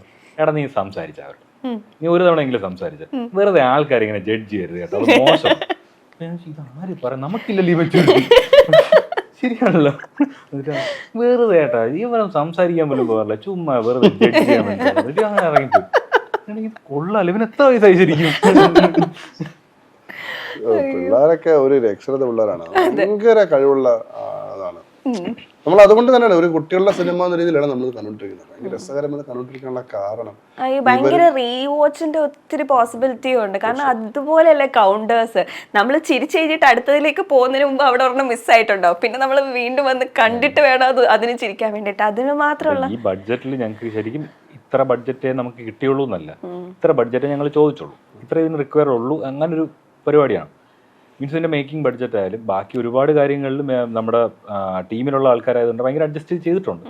സ്റ്റിൽ ഇതിൻ്റെ ഈ ഇൻ്റർവെല്ലുള്ള ഫ്രീസ് ഫ്രെയിം പരിപാടി അപ്പം അതൊക്കെ വലിയ സിനിമകളിൽ മാത്രം കണ്ട് പരിചയമുള്ളതാണ്. അപ്പോൾ നമ്മുടെ ഈ ബഡ്ജറ്റിൽ അതെങ്ങനെ പുള്ള് ചെയ്യാം, അങ്ങനെയൊക്കെയുള്ള സാധനങ്ങളുണ്ട്. അപ്പം അതിൻ്റെ മേക്കിംഗ് വീഡിയോ വരുന്നുണ്ട്, എനിക്കത് കണ്ടു കഴിഞ്ഞാൽ മനസ്സിലാവും. ആക്ടേഴ്സ് ഫ്രീസ് ആയിട്ട് അഭിനയിച്ചിരിക്കാൻ, അത് ആ ദിവസം ആ സീൻ മാത്രമേ ഷൂട്ട് ചെയ്തിട്ടുള്ളൂ. കാര്യം ഇപ്പോൾ ഒരു ഇതിന്ന് അടുത്തതിലേക്ക് ക്യാമറ ഷിഫ്റ്റ് ആകുമ്പോൾ ഇപ്പം ക്യാമറ വച്ചിരിക്കാനുള്ളൊരു സ്ഥലം കൊണ്ടിട്ട് ഇവിടുത്തെ ബെഞ്ചിൻ ഡെസ്കും അത് നിങ്ങൾക്ക് മേക്കിംഗ് കാണാൻ മനസ്സിലാവും, അവർക്ക് അവിടെ ഇരിക്കാൻ പറ്റില്ല. സോ ക്യാമറ ഇവരും കൂടെ ഫ്രെയിമിലാവുന്ന സിറ്റുവേഷനിൽ കുട്ടികൾ പെട്ടെന്ന് ചെയ്യുന്നത് ബെഞ്ചിൻ ഡെസ്കും എല്ലാം എടുത്ത് വെച്ചിട്ട് പെട്ടെന്ന് അങ്ങ് ഫ്രീസ് ആയിട്ടിരിക്കുക. സോ അവരവിടെ അങ്ങനെ ഇരിക്കുകയല്ല, അവർ പല സ്ഥലത്തായിട്ട് ക്യാമറയ്ക്ക് പോകാൻ സ്ഥലം കൊടുത്തുകൊണ്ട് നിൽക്കുന്നുണ്ട്. എന്നിട്ട് ക്യാമറ അവരെ ഫേവർ ചെയ്ത് വരാൻ നേരത്തെ ഇവർ പെട്ടെന്ന് വരുന്നു. നേരത്തെ അത് രാവിലെ പിടിച്ച കണ്ടിന്യൂറ്റിയാണ്, ഏകദേശം വൈകുന്നേരം കഴിഞ്ഞു, അത് ഓർത്ത് വെച്ചിട്ട് അങ്ങനെ ഇരിക്കുന്നുണ്ട്. ഇതിൽ ജൂനിയർ ആക്ടേഴ്സായിട്ട് വന്ന കുട്ടികൾ ഉൾപ്പെടെ നമുക്ക് ഗംഭീര ഔട്ട്പുട്ട് വന്നിട്ടുണ്ട്. അവരെ മാക്സിമം ഇൻക്ലൂഡ് ചെയ്യാൻ ഞങ്ങൾ ശ്രമിച്ചിട്ടുണ്ട്. അപ്പോൾ അവരും അതിഗംഭീരമായിട്ടുള്ള ടാലൻസ് ആണ് ഇതിൽ വന്നിട്ടുള്ള. ഒരു കുട്ടികളെ എക്സെപ്ഷനലി മാറ്റി വയ്ക്കാനില്ല, ഗംഭീര ടാലൻസ് ആണ്. അപ്പോൾ ഈ സാധനമൊക്കെ പുള്ള് ചെയ്യാൻ പറ്റുക, അത് ശ്രീജിത്ത് ഈ പടത്തിൻ്റെ ചെറിയ പടങ്ങളായിരുന്നാലും VFX വേണ്ടിയിട്ട് ഒരു ടീം ഉണ്ടാവും, ഒന്നിൽ കൂടുതൽ ആൾക്കാരുണ്ടാവും. പക്ഷെ ഈ പടത്തിൻ്റെ എല്ലാ പരിപാടികളും ചെയ്ത് ഒരേ ഒരാളാണ്, ശ്രീജിത്ത് കലേഴ്സ് എന്ന് പറഞ്ഞ ടെക്നീഷ്യനാണ്. അപ്പോൾ എൻ്റെ ഫസ്റ്റ് തോട്ട് എന്ന് വെച്ച് കഴിഞ്ഞാൽ ഈ ഇൻ്റർവെൽ സാധനം ഒറ്റ ഷോട്ടിൽ തീർക്കുക എന്നുള്ളതാണ്. ഒറ്റ ഷോട്ടിൽ പരിപാടി എല്ലാവരും ഫ്രീസ് ചെയ്ത് വെച്ചിട്ട് തീർക്കുക. അതിൻ്റെ ഇടയിൽ പുഴു വരുന്നുണ്ട്, മറ്റേ പേപ്പർ അടിച്ച് വിടുന്ന സാധനം വരുന്നുണ്ട്, അതിൽ വാർന്നുള്ളൊരു നോട്ട് വരുന്നുണ്ട്. അപ്പോൾ അതെല്ലാം സി ജിയിൽ പോവാം. അപ്പോൾ ശ്രീജിത്ത് ഇത് പറഞ്ഞു അത് പണിയാണ്. കാര്യം ഞങ്ങളിത് ആദ്യം ആക്ഷൻ ക്യാമറ ഗോപ്രോയിലൊക്കെ ചെയ്താലോ എന്ന് ആലോചിച്ചു. പറയും അനമോർഫിക് ലെൻസിൽ അത്രയും നേരം കണ്ടുകൊണ്ടിരിക്കുന്ന പടത്തിന് പെട്ടെന്നൊരു ആക്ഷൻ ക്യാമറ സെറ്റപ്പ് വരാൻ നേരത്ത് വല്ലാത്തൊരു ഡൈവേർഷൻ ഫീൽ ചെയ്യും. അങ്ങനെ ഇത് നമ്മുടെ സ്ഥിരം ലെൻസിൽ തന്നെ അനമോർഫിക്കിൽ തന്നെ ചെയ്യാം, നമ്മുടെ അലക്സ മിനി തന്നെ കാര്യങ്ങൾ പോവാം. പക്ഷേ കട്ട് പോകാതിരുന്നു കഴിഞ്ഞാൽ പണിയാവും. ഒറ്റ ഷോട്ട് പോയി കഴിഞ്ഞാൽ പണിയാവും. എന്നിട്ട് അവനൊരു പ്രീവിയസ് ഒരു അനിമേറ്റഡ് സാധനം ഞങ്ങൾക്ക് ചെയ്തു തന്നു. അപ്പോൾ അത് കണ്ടപ്പോൾ മനസ്സിലായി ഇത്ര മുതൽ ഇത്ര വരെ ഒരു ഷോട്ട്, ഇത്ര മുതൽ ഇത്ര വരെ. ഇതിൻ്റെ സ്റ്റിച്ചിങ് പരിപാടി എങ്ങനെയാണ്, ആ ബോൾ പോയിന്റ് പെന്നിൻ്റെ അതിൻ്റെ അകത്തുനിന്നുള്ള ഒരു മാക്രോ ഷോട്ടൊക്കെ ശ്രീജിത്തിൻ്റെ വിഷനാണ്. ഇങ്ങനെ അകത്തുനിന്ന് കയറി വരിക, അത് പിന്നെ കണ്ണാടിയിലേക്ക് ട്രാൻസിഷൻ വരിക, ഇതെല്ലാം ശ്രീജിത്തിൻ്റെ വിഷനാണ്. സെറ്റ് അത് ഷൂട്ട് സമയത്ത് സൂപ്പർവൈസിംഗ് ആയിട്ട് അവനുണ്ടായിരുന്നു. അപ്പോൾ ഇങ്ങനെ ഓരോ പരിപാടികൾ. അപ്പോൾ രാവിലെ മുതൽ സീനിയർ ആക്ടേഴ്സിനെ അജുവേട്ടനടക്കമുള്ളവർ ഇങ്ങനെ നിർത്തിയിരിക്കുകയാണ്. അപ്പോൾ കുറച്ച് നേരം കഴിഞ്ഞപ്പോൾ ശ്രീജിത്ത് തന്നെ വന്ന് പറഞ്ഞു അവരൊന്ന് നിന്ന് കഴിഞ്ഞാൽ അവരുടെ എല്ലാ ആംഗിളിൽ നിന്നുള്ള സ്റ്റിൽസ് ഞാൻ എടുത്ത് വെച്ച് തരാം, പിന്നീടുള്ള വൈഡ് ആംഗിൾ ഷോട്ട്സിൽ ഞാനതിൻ്റെ ഡിജിറ്റൽ രൂപം ചെയ്തവിടെ വയ്ക്കാം, അവരെ നമുക്ക് പറഞ്ഞു വിടാം. അങ്ങനെ ചെയ്തു ആക്ടേഴ്സിനെ പറഞ്ഞു വിട്ടു. അതിൻ്റെ എൻഡിങ് ഷോട്ടിലോട്ടൊക്കെ വരുന്ന സമയത്ത് ബാക്കി കാണുന്ന അജുവേട്ടനും ബാക്കി എല്ലാ ക്യാരക്ടേഴ്സും ഡിജിറ്റലാണ്, അവരവിടെ ഇല്ല, ഇവൻ പ്ലേസ് ചെയ്തിരിക്കുന്ന. അപ്പോൾ ഹെവിലി പിന്നെ വൈകുന്നേരം കഴിഞ്ഞ് പോയി ഷൂട്ട്. അന്ന് പാരൻസിൻ്റെ എല്ലാം പെർമിഷൻ കൊടുത്ത് രാത്രി വരെ പോയിരുന്നു. ജനലി കാണുന്ന ഔട്ട്സൈഡ് ഉണ്ടല്ലോ എല്ലാം ഇവൻ ആ എല്ലാ ആംഗിളും പോയി ഫോട്ടോസ് എടുത്തിട്ട് കോമ്പോസ് ചെയ്ത് വെച്ചിരിക്കുന്നതാണ്. പുറത്ത് രാത്രിയാണ്, ഗ്രീൻ സ്ക്രീനോ ബാക്കി പരിപാടിയോ യൂസ് ചെയ്തിട്ടില്ല. പുറത്ത് ലൈറ്റിന്റെ സ്റ്റാൻഡും എല്ലാം വരുന്നുണ്ട്. ഇതൊന്നും ഇപ്പം ഇല്ലാതിരിക്കുന്നതിന് കാരണം അവൻ ആ റോട്ടോ ചെയ്തതെല്ലാം മാച്ച് ഭയങ്കര പണിയാണ്. നല്ല ടൈം എടുത്ത് അവൻ ചെയ്ത പരിപാടിയാണ്. അപ്പോൾ ഈ കാണുന്നതിൽ ഹെവിലി VFX ആയിട്ടുള്ളൊരു ഇൻവോൾവ് ആയ സാധനമുണ്ട്. സ്റ്റിൽ ഈ പടത്തിൻ്റെ ബഡ്ജറ്റ് പ്രിന്റ് ആൻഡ് പബ്ലിസിറ്റി ഉൾപ്പെടെ 2 കോടി സംതിങ് ആണ്. സോ എങ്ങനെ പുൾ ഓഫ് ചെയ്യാൻ പറ്റിയെന്ന് വെച്ച് കഴിഞ്ഞാൽ അത് ടാലന്റഡ് ആയിട്ടുള്ള മനുഷ്യർ കിട്ടി. അതിനിടയിൽ കുറേ നല്ല കാര്യങ്ങളും കുറേ ലോട്ടറി കിട്ടിയിട്ടുണ്ട് ഇതിനകത്ത്. ഇതിൽ നമ്മുടെ കണ്ണൻ്റെ ക്യാരക്ടറിന് കുഞ്ഞുങ്ങൾ ജനിക്കുന്നൊരു സീക്വൻസ് ഉണ്ട്. അപ്പം അതിൻ്റെ ബാക്ക്ഗ്രൗണ്ടിൽ ഒരു ലല്ലബൈ ഉണ്ട്. അത് പാടിയിരിക്കുന്നത് ഔസേപ്പച്ചൻ സാറാണ്. അടിപൊളി. അതൊക്കെ ഇതിനകത്ത് കിട്ടിയൊരു ലോട്ടറിയാണ്. സാറിനെ കോണ്ടാക്ട് ചെയ്തു. സാറ് ഞാൻ പാടിയത് കേട്ടു, പാടിത്തരാമല്ലോ എന്ന് പറഞ്ഞ് സാറ് പാടി അയച്ചു. ഞങ്ങളൊരു സിൻസിയർ താങ്ക്സ് വെച്ചിട്ടുണ്ട് സാറിന്. സജീവ് സാറാണ് അത് പാടിയിരിക്കുന്നത്. അങ്ങനെ കുറേ പേരുടെ കോൺട്രിബ്യൂഷൻസ് ഉണ്ട് അതിനകത്ത്. അതൊന്നും മറക്കാൻ പറ്റത്തില്ല അവരെയൊന്നും. ഒരുപാട് പേര് ഇതിൽ വർക്ക് ചെയ്തിട്ടുണ്ട്. സോ ഇപ്പോഴീ സിനിമയ്ക്ക് കിട്ടുന്ന ഈ പറയുന്ന അംഗീകാരങ്ങൾ എല്ലാവരും ഇവർക്ക് എല്ലാവർക്കും ഉറപ്പായിട്ടും. അതായത് നമ്മുടെ കേരള ഫിലിം ക്രിറ്റിക്സ് അവാർഡ്സിൽ നമ്മുടെ പടം ബെസ്റ്റ് ചിൽഡ്രൻസ് ഫിലിം സൈജു ചേട്ടൻ ഈ ഒരു പടത്തിനും കൂടെ ചേർത്തായിരുന്നു ബെസ്റ്റ് സപ്പോർട്ടിംഗ് ആക്ടർ അവാർഡ് കിട്ടിയത്. ഞങ്ങൾക്ക് കിട്ടിയ ഏറ്റവും മേജർ അവാർഡ് മമ്മൂക്ക അയച്ച മെസ്സേജാണ്. അത് ഇപ്പോഴും ആലോചിക്കുമ്പോൾ ആലോചിക്കണം ഭയങ്കര സ്വർഗത്തിലോ. ഞാൻ ഇടയ്ക്ക് ആലോചിക്കാറുണ്ട്. ഞാൻ ഭയങ്കര ഓവർ തിങ്കറാണ്. അതായത് ഇതെല്ലാം കഴിഞ്ഞ് ഞാൻ പെട്ടെന്നൊരു സ്വപ്നത്തിൽ നിന്ന് ഞെട്ടി എഴുന്നേക്കുമോ, കാരണം ഇതെല്ലാം എൻ്റെ സ്വപ്നമായിരുന്നു, ഇങ്ങനെയൊന്നും നടന്നിട്ടില്ല. അത് ഞാൻ പേടിക്കുന്നുണ്ട്, ഇപ്പോഴും പേടിക്കുന്നുണ്ട്.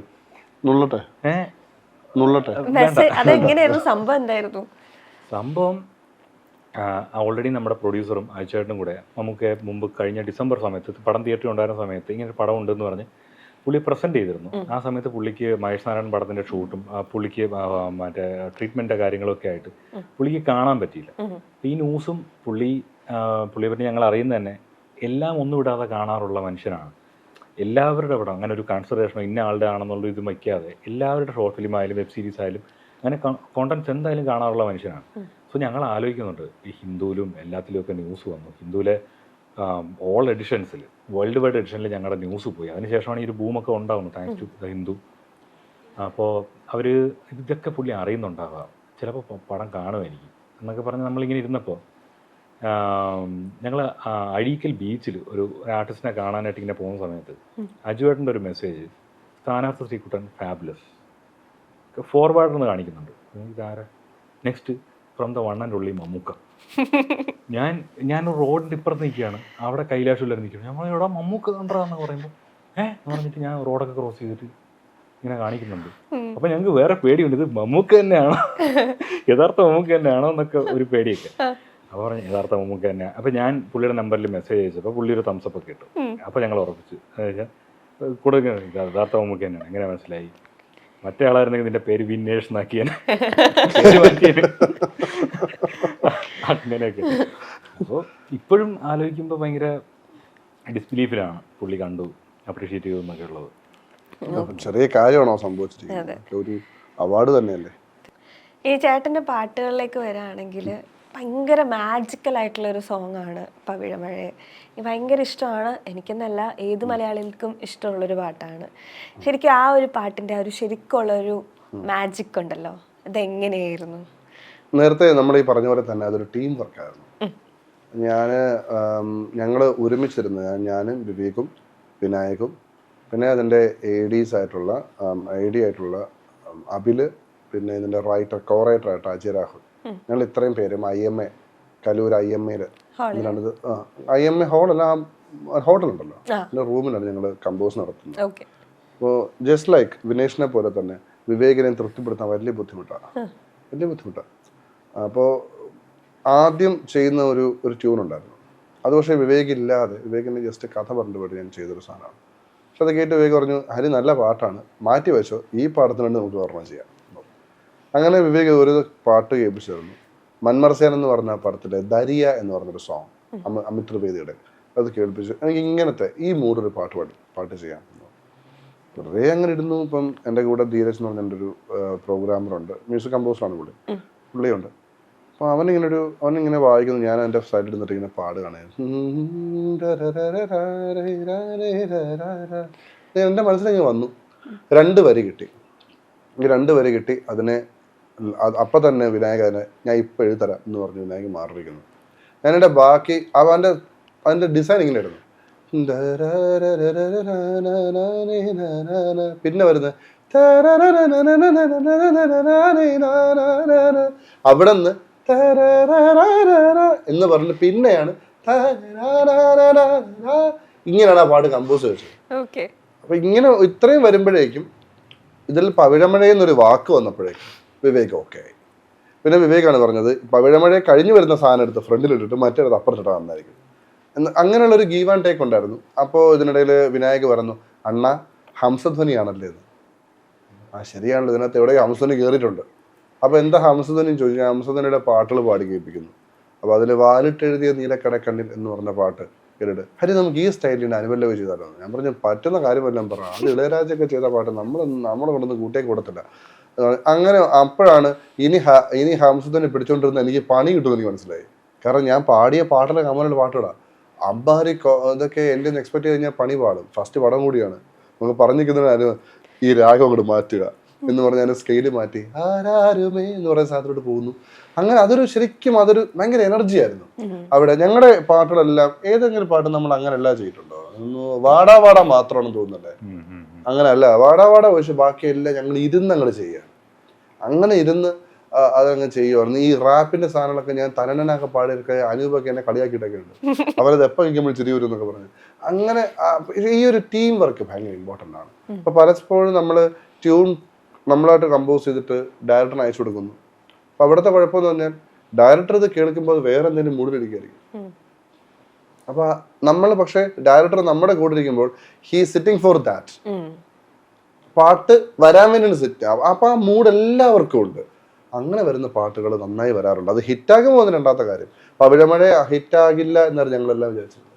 ഞങ്ങളെല്ലാം വിചാരിച്ചത് നാട്ടുതൊട്ടിൽ ഗംഭീരമായിട്ട് ഹിറ്റാകുമെന്നാണ്. പിന്നെ ജയചന്ദ് സാറ് പാടും കൂടെ ചെയ്തപ്പോഴേക്കും അത് സൈൻഡ് ആയി.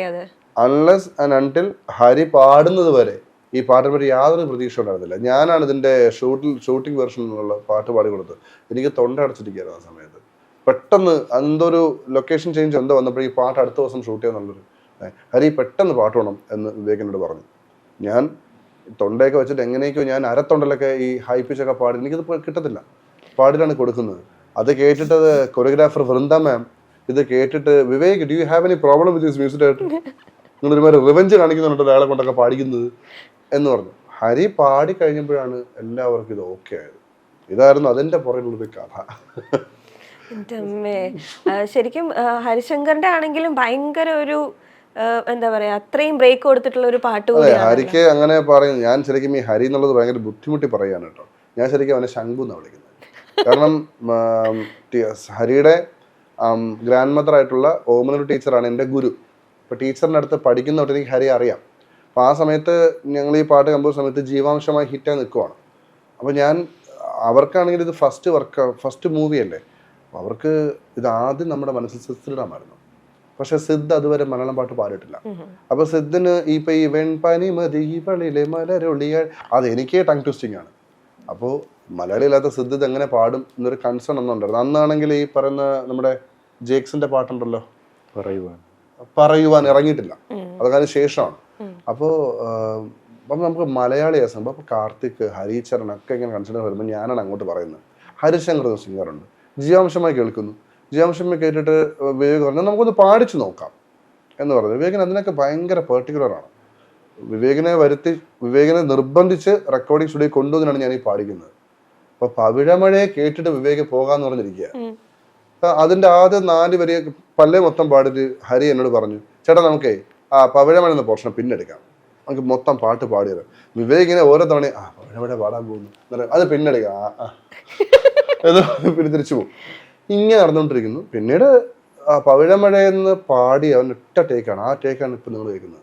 റീടേക്ക് എടുത്തിട്ടില്ല, ഒറ്റ ടേക്കാണ്. അത് കഴിഞ്ഞ് ഞാൻ തിരിഞ്ഞ വിവേകിനെ കാണാനില്ല. വിവേക് കഴിച്ച് പോയി. ഇത് ഇഷ്ടപ്പെട്ടിട്ടാണോ അല്ലാതെയാണോ പോയെന്ന് എനിക്കറിയില്ല. പിന്നെ മെസ്സേജ് അയക്കാണ്, ഇറ്റ്സ് സൂപ്പർ, ഞാൻ ഓക്കെ ആണ്, ഞാൻ പിന്നെ ഹരിയെ ഡിസ്റ്റർബ് ചെയ്യണമെന്ന് വെച്ചിട്ട് അങ്ങ് പോവുകയാണ് ചെയ്തത് എന്ന് എനിക്ക് പറഞ്ഞു. ഞാൻ അതിന് ശേഷം ജീവനും കൈ പിടിച്ചാണ് ഞങ്ങൾ ട്രിവാൻഡ്രത്തേക്ക് യാത്ര ചെയ്തത്. അന്ന് ഈ ശബരിമല സ്ത്രീ പ്രവേശനോട് ബന്ധപ്പെട്ട് ഹർത്താൽ നടക്കുകയാണ്. അപ്പോൾ അവിടെയൊക്കെ ആലപ്പുഴയൊക്കെ ഏതൊക്കെയോ ബസ് കത്തിച്ചെന്നോ ഇങ്ങനെയൊക്കെ വരുന്നുണ്ട്. ഞങ്ങൾ ജീവനും കൈ പിടിച്ചോണ്ട് അങ്ങോട്ട് പോകുന്നത്. അങ്ങനെ അതൊരു ഭയങ്കര സംഭവമാണ്. ഇപ്പോഴും മറക്കാനാവാത്തൊരു ഇൻസിഡന്റ് ആണ് എൻ്റെ റെക്കോർഡിംഗ് ഒക്കെ. ഇത്രയൊക്കെ പറഞ്ഞ സ്ഥിതിക്ക് നമുക്ക് ആ പാട്ടിന്റെ ഞാൻ തന്നെ പാടണമല്ലേ. ഞാനിത് സ്റ്റുഡിയോയിൽ ഞാൻ ചില കോളേജിലൊക്കെ പോയിട്ട് പാടിയിട്ടുണ്ട്. ഈ പവിഴമഴയെ കിട്ടില്ല.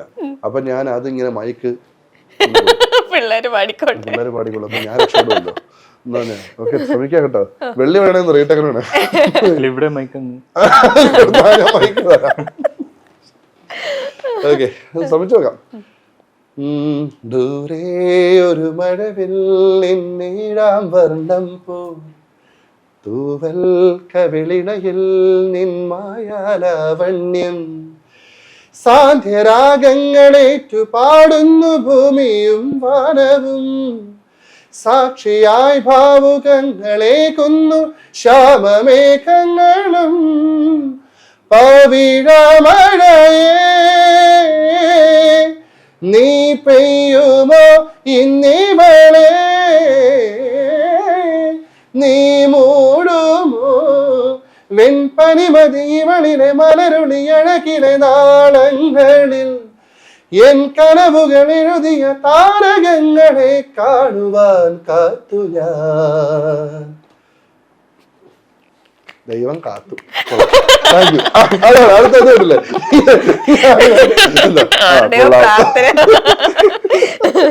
കാരണവന്മാരുടെ പ്രാർത്ഥന എന്തോ ഭാഗ്യം കിട്ടി.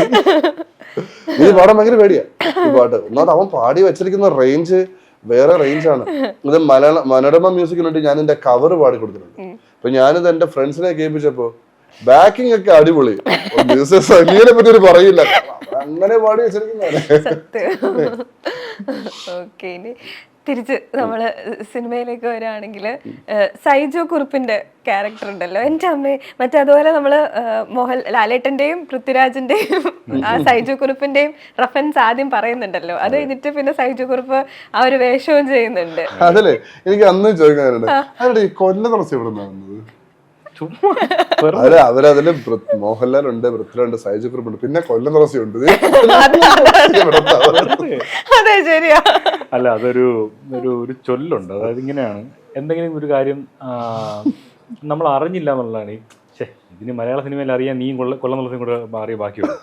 അത് എവിടെയും പ്രയോഗിക്കാം. നീ ചായ കുടിച്ചില്ല എടാ, ഈ സമയത്ത് ചായ കുടിക്കാത്ത നീ കൊല്ലം തുളസി മാത്രമേ കാണൂ. വെറുതെ പുള്ളി ആ പാവപ്പെട്ട അറിഞ്ഞു പോലും കാണൂല. ഇത് ഈ ഒരു പ്രയോഗമുണ്ട്.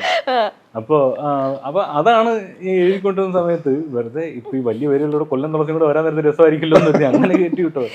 ശരിക്കും സൈജു കുറുപ്പ് ഈ ഒരു ക്യാരക്ടറിലേക്ക് വന്ന ശേഷമാണോ മോഹൻലാൽ, പൃഥ്വിരാജ്, പിന്നെ സൈജു കുറുപ്പ് അങ്ങനെ ആഡ് ചെയ്തത്? അതെ.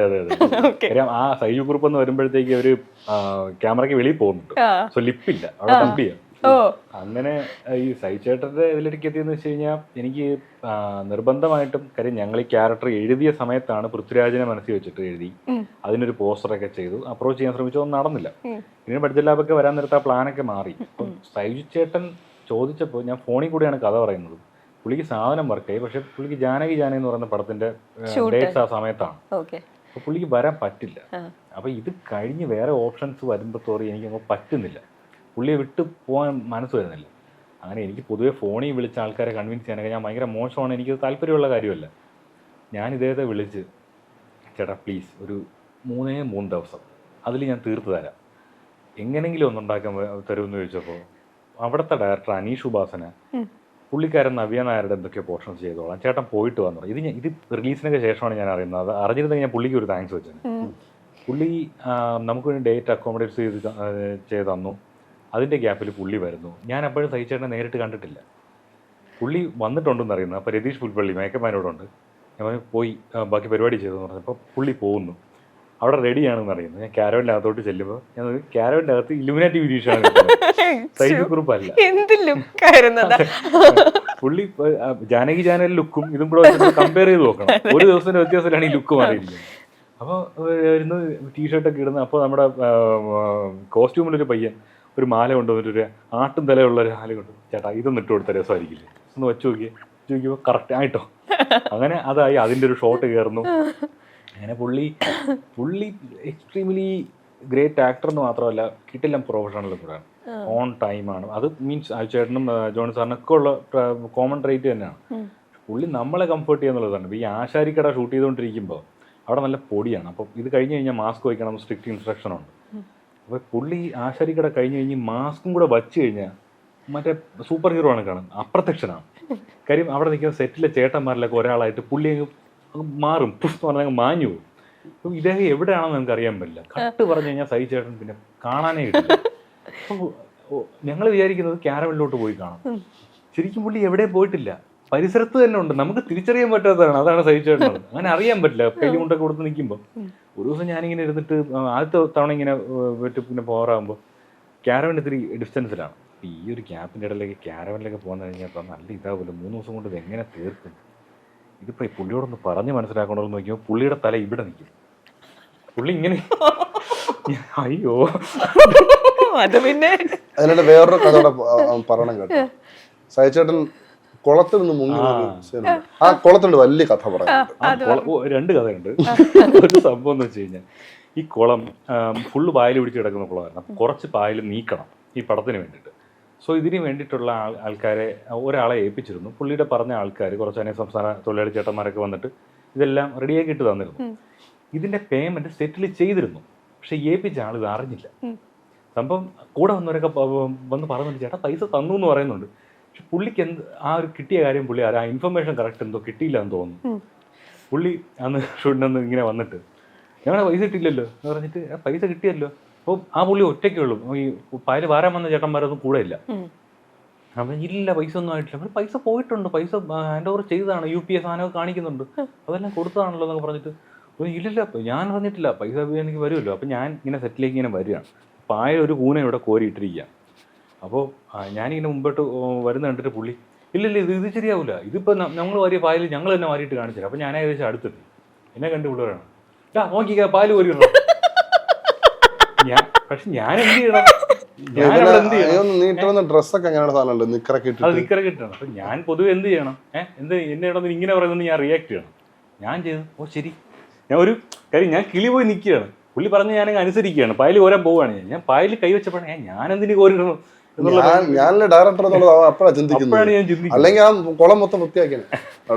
എന്നിട്ട് കുറച്ച് കഴിഞ്ഞ് സഹിച്ചേട്ടൻ കുളത്തിലോട്ട് ഇറങ്ങണം. അപ്പോൾ ഈ എന്താണ് മിനറൽ വാട്ടർ ഫ്രണ്ടിലൊരു കിണ്ണത്തിൽ മിനറൽ വാട്ടർ വയ്ക്കണം.